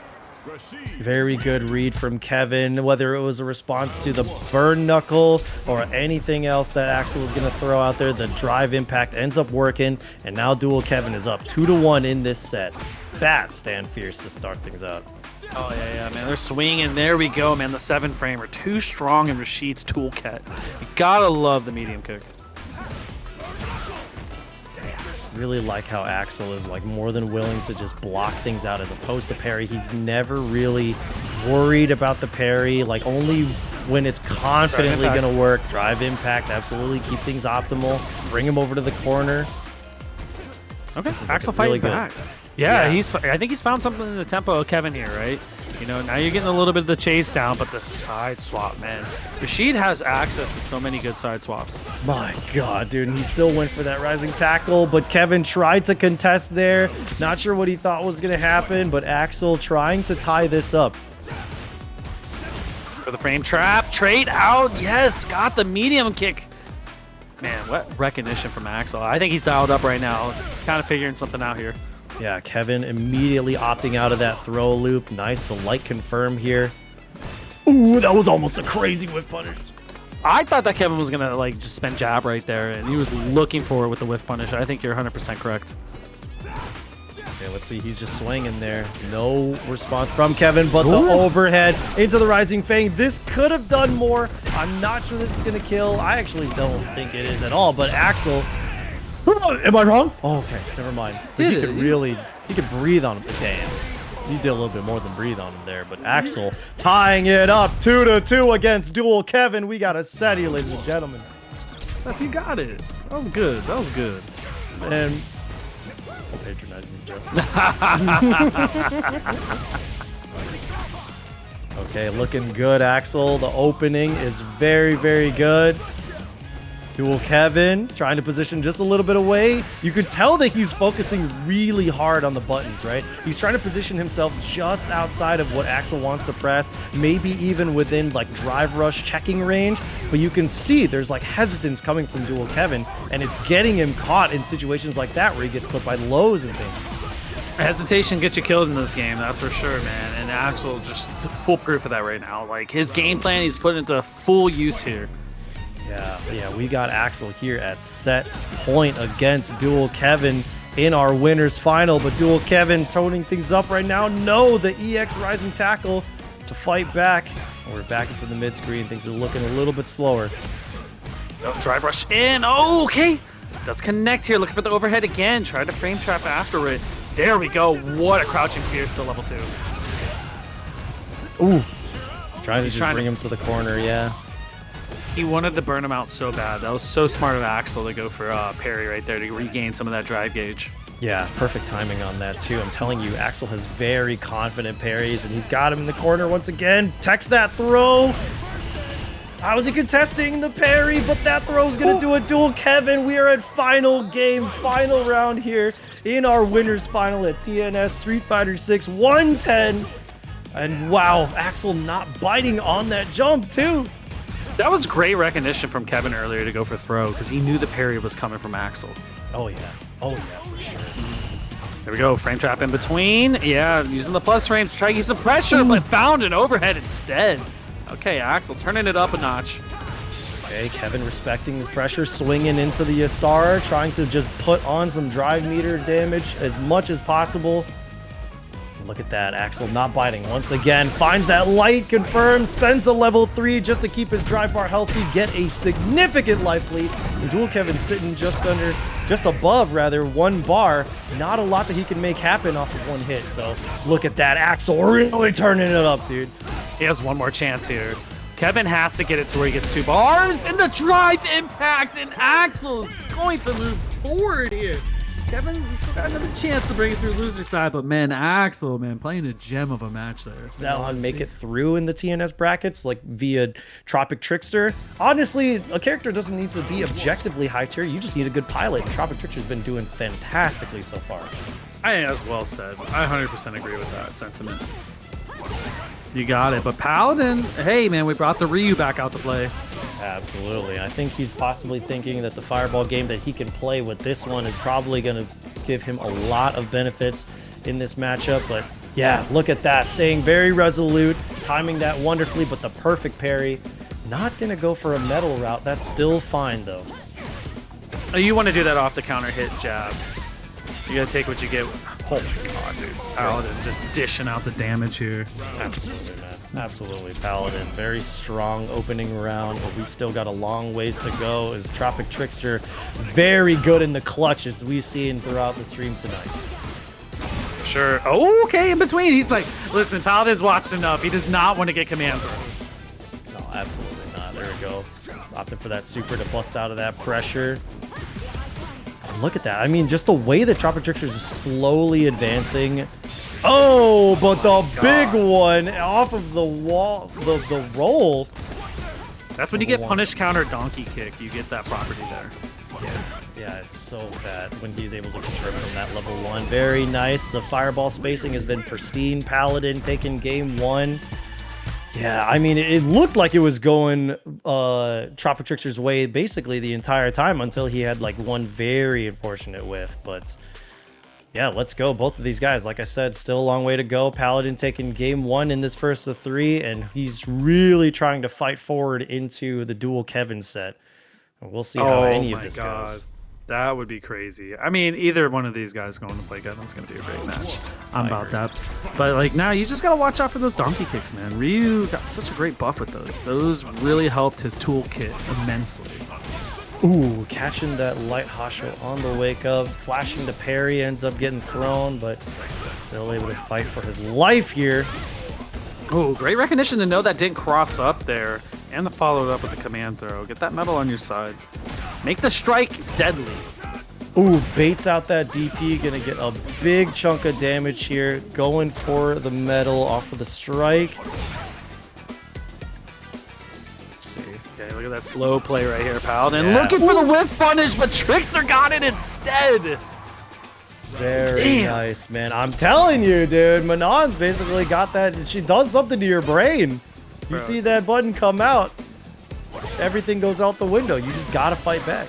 TropicTrickster has ridiculous whiff punishes. Like, they have to be if you're playing Manon. Oh, Jesus. That's Another one at 5. This is looking bad for Paladin here. One command throw will do it, or level 3. Yeah, for sure. I mean, you can see Paladin really trying to keep that distance, poke away with the stand medium kicks, but unfortunate that TropicTrickster was able to find that hit into the level 2, tying the setup now 1-1. And I mean, that is absolutely a return fire. Like I told you, in the clutch, TropicTrickster just knows how to fight back. But Paladin, this is a guy that's like always undeterred, always resolute, definitely can make a comeback from anything. You have to be in this game, right? Because, like, you got to forget about that sequence that just happened as far as, like, the bad thing that happened to you and move forward. Ooh, no, kind of messed up there. Went for the command throw. Man, it worked out too. Blocking that cross up, not baiting for the throw there. Ooh, nice donkey kick. With the overhead, not gonna bite, burn themselves out. You have no meter. The only thing you had was the super here. Oh, Hashigeki to clear it up here, man. Paladin making quick work of that one. Absolutely, man. Yeah, really good stuff from Paladin, playing that corner sequence so well.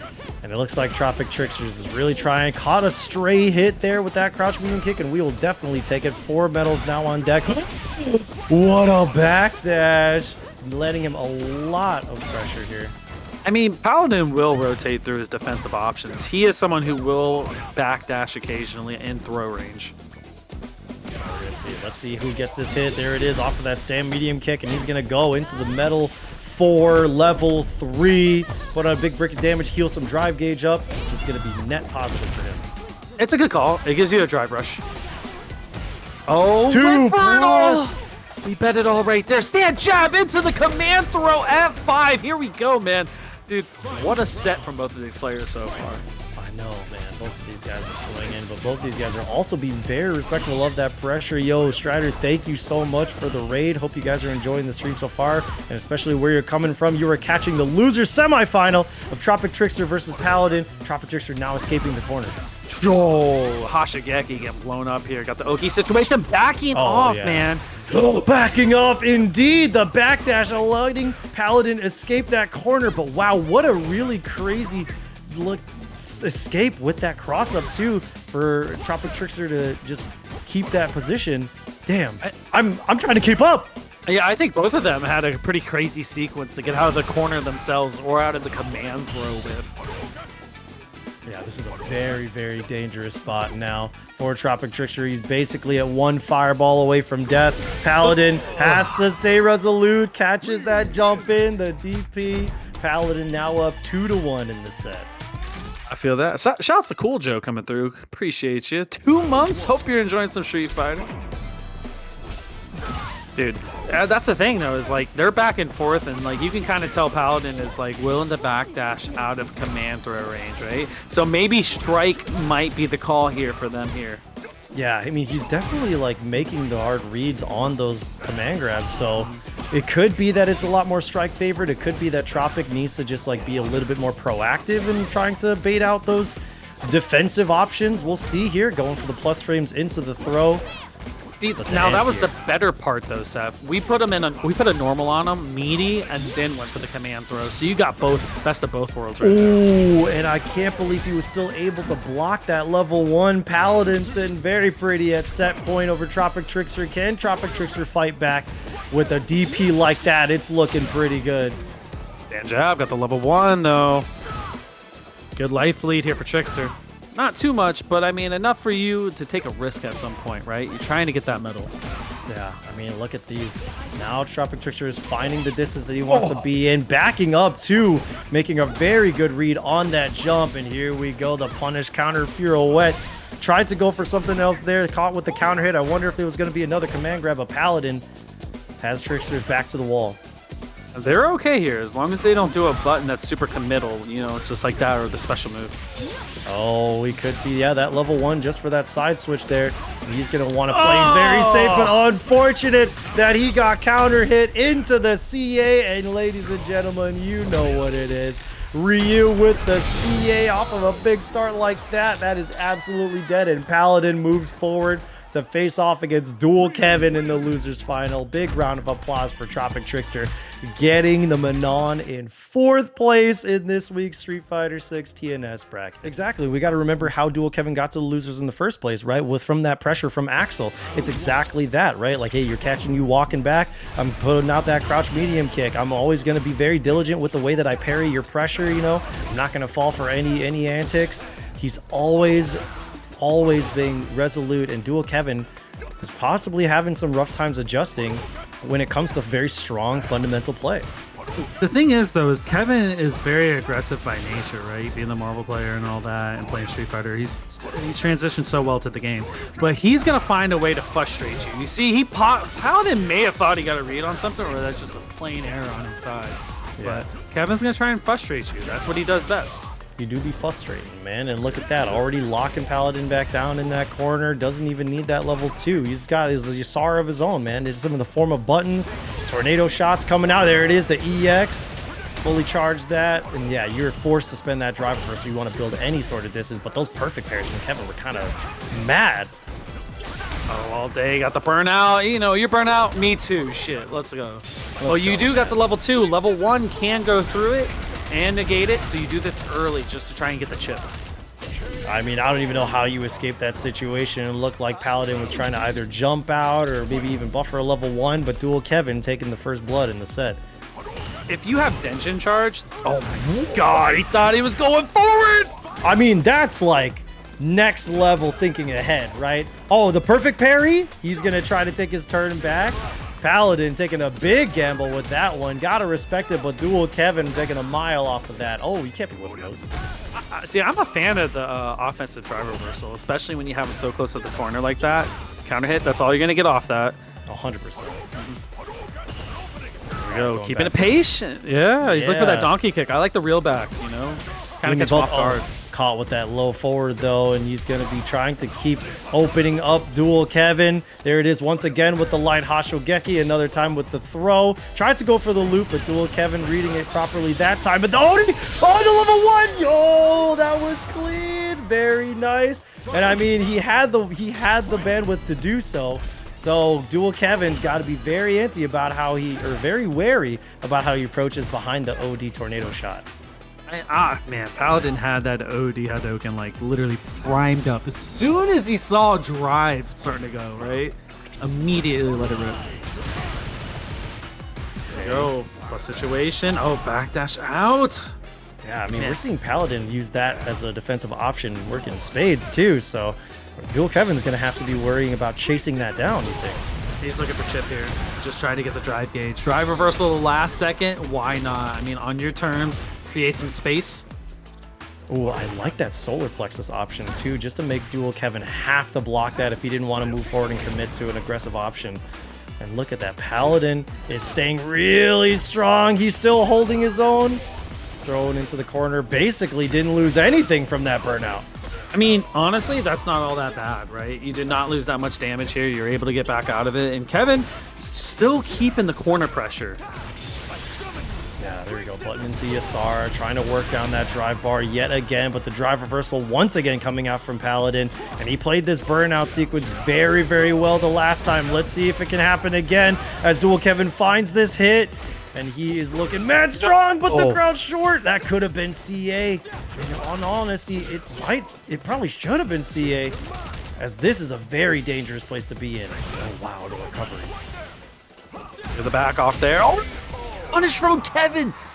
Dude, that was one of those situations where I felt like Paladin was going to start getting a little bit more aggressive, and he did. And Kevin just backed off, patiently waited for the medium kick because he knew it was coming.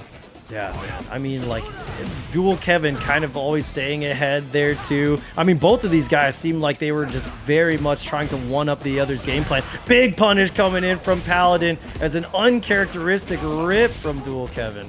Bringing him over. Maybe an error. I mean, that thing's minus 36. You got all day to punish that bad boy. Absolutely. Here we go. Got the drive rush after the perfect parry. Or Ready for a jump out too. Empty as well. Keeping things safe. Oh, just inside the range of the donkey kick. Well done, Kevin. Oh, the big jump in into the Hashogeki. Yeah, the wall bounce too. Tatsu for the Oki. he's looking for the burnout here. Burns himself out. There we go, man. Paladin making it happen. Oh my god.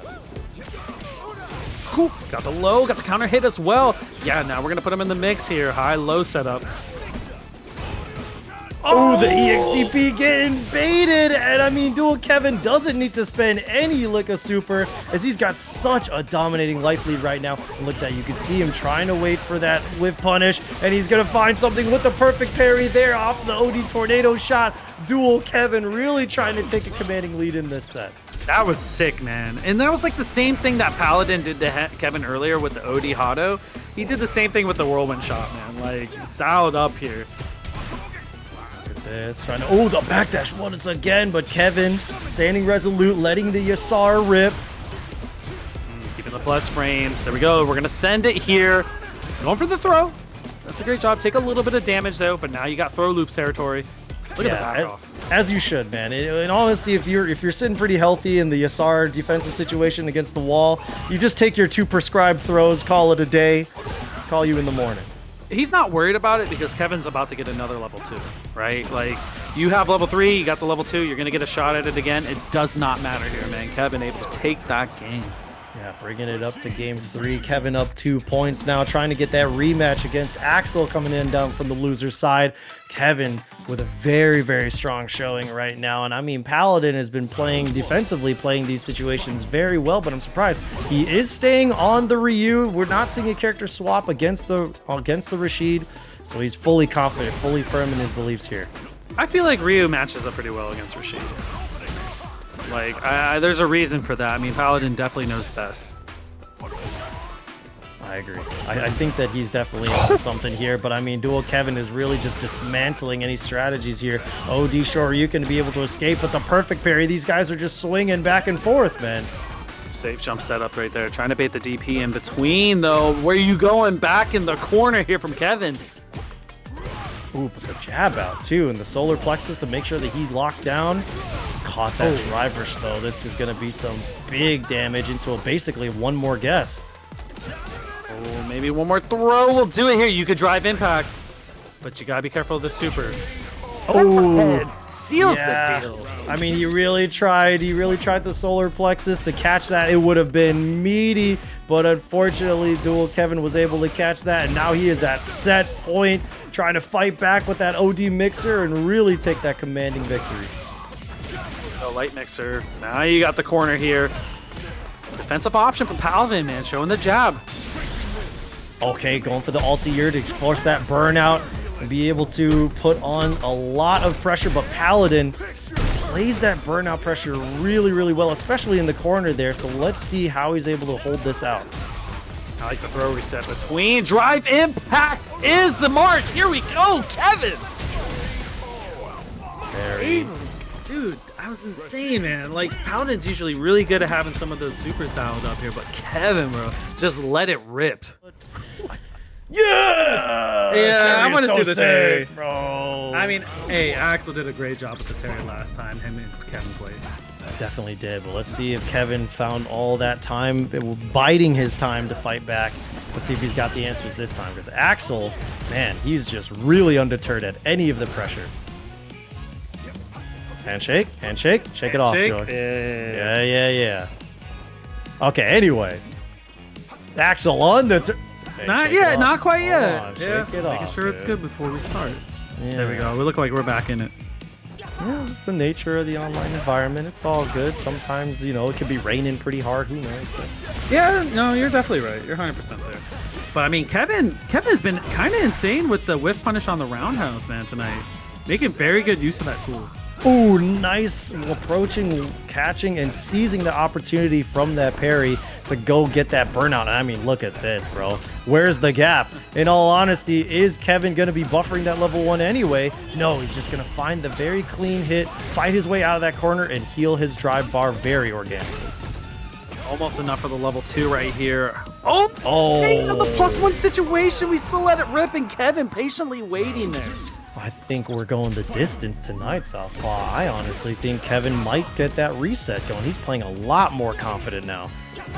It's very possible, too. But, I mean, Axel has been pretty deadly tonight, so, you know, it can go either way, that's for sure. For sure. What a clean whiff punish there, bringing him over to the corner, letting the Yasar rip, too. Still a lot of drive bar on Axel's side of the screen, but the pressure is here.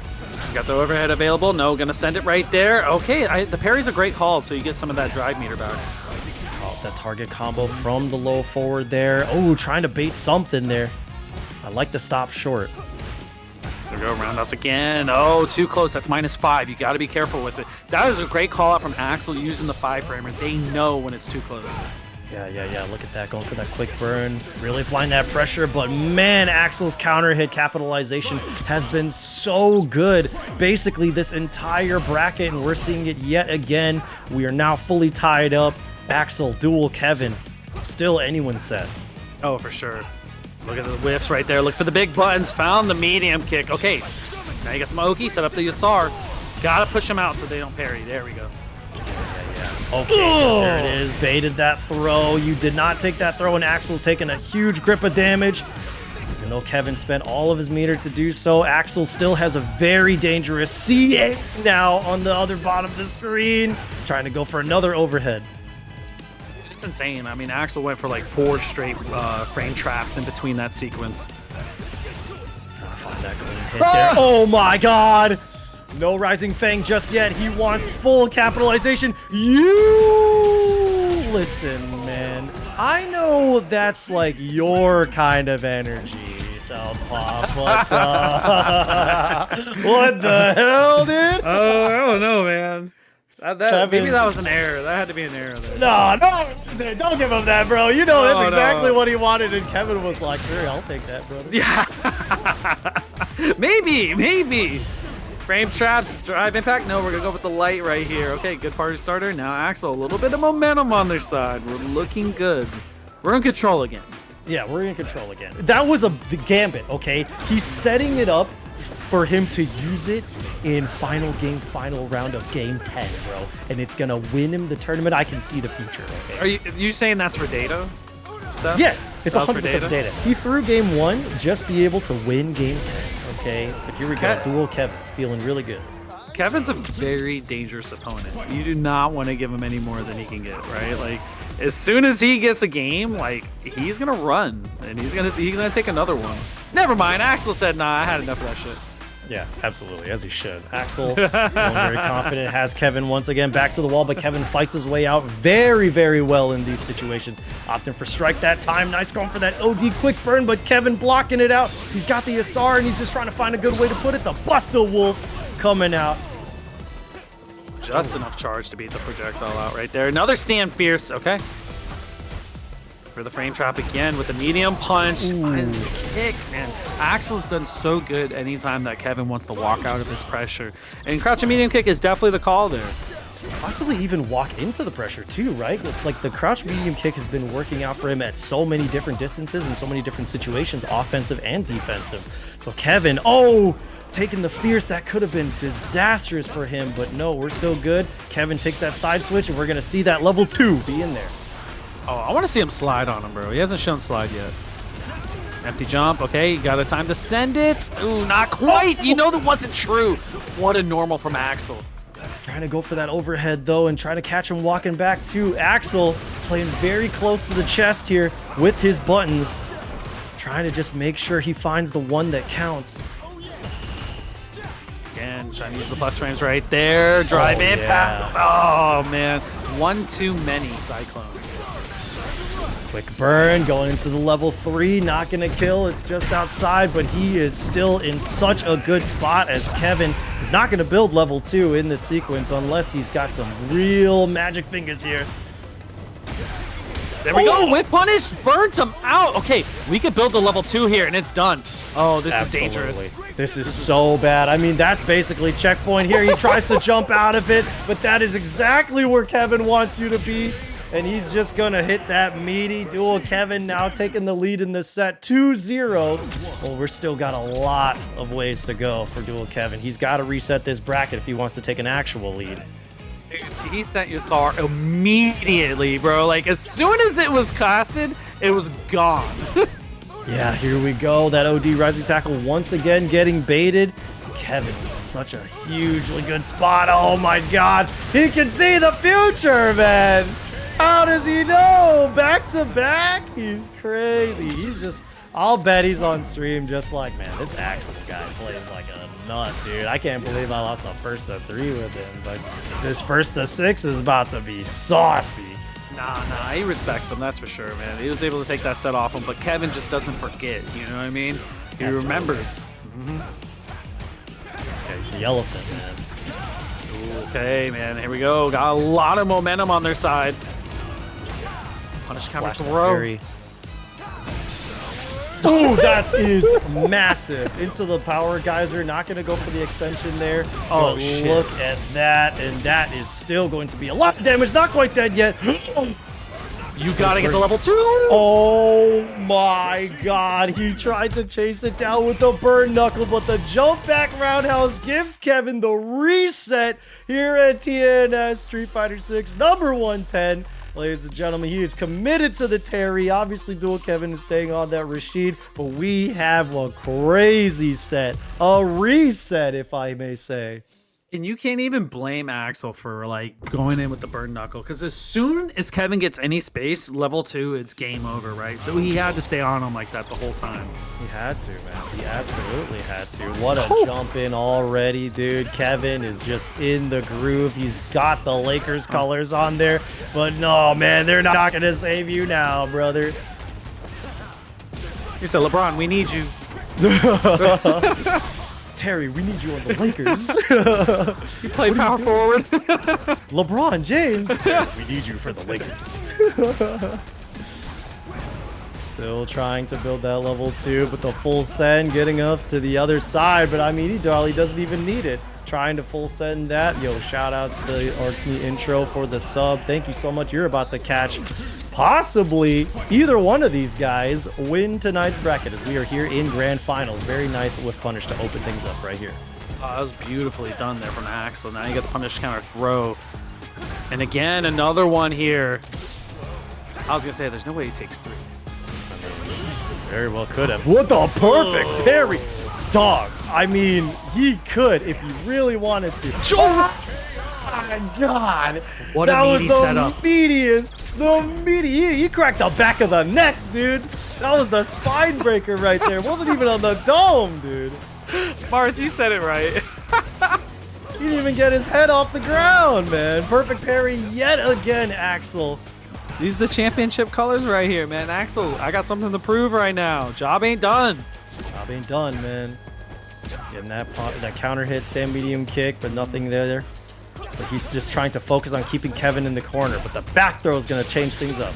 It's like the Lakers versus the Celtics right now. This is what this is. It is, I would say. Ooh, get the throw. Okay, it's going to dissipate. You do get enhancement. I like the opportunity to take another one. Oh. The weighted and baited. And it was the ultimate option for him to try to get out of that pressure, and it did not work out. Kevin, he's a clairvoyant, man. He knows exactly what you're gonna do. He kind of has an idea, right? Oh my God, he could have seen that one coming. There's no way. Maybe. Nah, hell no. It's been working for him pretty consistently. The footsies, you know what I mean? Look at this pressure. Oh, yeah. Look at this. Keeping the mediums, man. Yes, yes, exactly. dude. Just pepper them down. I'm all for that. Kevin got to create some space. There we go. Crouching medium kick finds its mark. Now you're out of the corner. You're in business again. Okay, he's just willing to hold that, spend that drive reversal instead of the parry, but still drive rushing in to make sure he maintains a good distance from the corner. Oh, but the flash parry, a little bit of hesitance from Axel. Now Kevin's going to run a mile. No, he is not. Buster Wolf. No, he doesn't even need it. The rising tackle. He has got it. And the crazy thing is, like, patient Axel, right? He just backed off. Kevin was looking for a DP the whole time, and he just waited for that normal to come out to punish. 100%. Come on, look at him. Good spot right now. Goes for the strike. I mean, he's just really trying to keep Kevin locked down. He doesn't want to deal with the SR pressure whatsoever, and he's trying to turn that one touch. There it is, the one touch. Axel tying this up. Are you okay, Kevin? The perfect KO. See, the thing is Axel is very recognized. He recognized that, like, as soon as Kevin gets out, there's a chance at Yasar, and he just gets some hits, bro, and then he's right back in this match. Ooh. So he was never going to let him out of the corner. Yeah, I mean, this is a very, very good round start for Kevin. But still, Axel tying things up in the way that he did was no feat. Now 1-1 in the set, but Axel trying to take a whole lead. Go, crack, shoot. Okay, on hit, I do like the throw opportunity because they have to delay throw on that situation. Oh. Oh. There we go, back throw. So close to level 2. A little bit more for Kevin here. Wow! That's insane. That's crazy. Hold on, was that a reaction? It had to be, man. That's Dual such a Kevin. reaction. Absolutely crazy reactions for him to pass right over the power wave. He knew, bro. Like, that is 100% it right there. Like, if you throw one of the grounded fireballs, because that is hella negative if he blocks it. There's no way you just throw that out in neutral. Unless you have Yasar. Ooh, I mean, he's got Yasar now. Is he going to try to spend this? Or no, he's just going to go for those mix-ups. Is he going to try to do some point blank? Dang, the perfect parry. I mean, he's still got a lot of health to do. That scaling is no joke. But this is a really good start. Level 2 for the burnout. You can drive reversal. No, gonna hold it there. Level 2 does connect. You had no meter. If you had the meter, Axel kills there. But just slightly walking back to escape that throw and catching the whiff punish.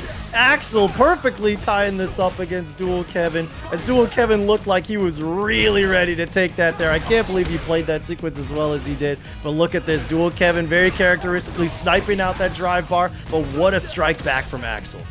He had the right idea going after the meter. But, I mean, Axel starting to regain some of it back. So Kevin has to be a little aggressive here. Yeah, aggressive is right, dude. Catching that jump in with the OD mixer, the enhanced. Now he's going to pop you another Yasar from the button just to be able to do as much drive bar damage as possible. And Axel blocking it all out. No reaction to the DI, and Kevin, barring any drop, should be able to take this one. Taking the lead in the set now, 2-1 over Axel. Steph, I don't know if you feel it, but this may be man. They've been back and forth. Bro, I can smell it. I smelled it from when Grand Final started, bro. You did say that. You did say that. I will 100% give you the credit on that. It's gonna happen, man. And you know what? You know how it's gonna end? It's gonna be Axel doing the drive rush into level 3. I really hope not. I really hope not, just for the sake of not spoiling no script, man, because the action has been so good tonight. Axel coming in with that drive rush was short, but look at the strike back from Kevin. That dropped. That dropped right there. Yeah. Air to air off the enhanced jump. Oh my goodness. Medium kick finding its mark. Here we go. Kevin on tournament point. Yes. But who knows? Can Axel fight his way back up here? I mean, Kevin has been playing absolutely out of his mind. Axel as well. So what a shimmy there. And he wants a a double dash. Absolutely, man. Oh! Jumped in roundhouse. Is that all combos? Okay, he's gonna send it. No, what a fake out with the shimmy enhanced movement.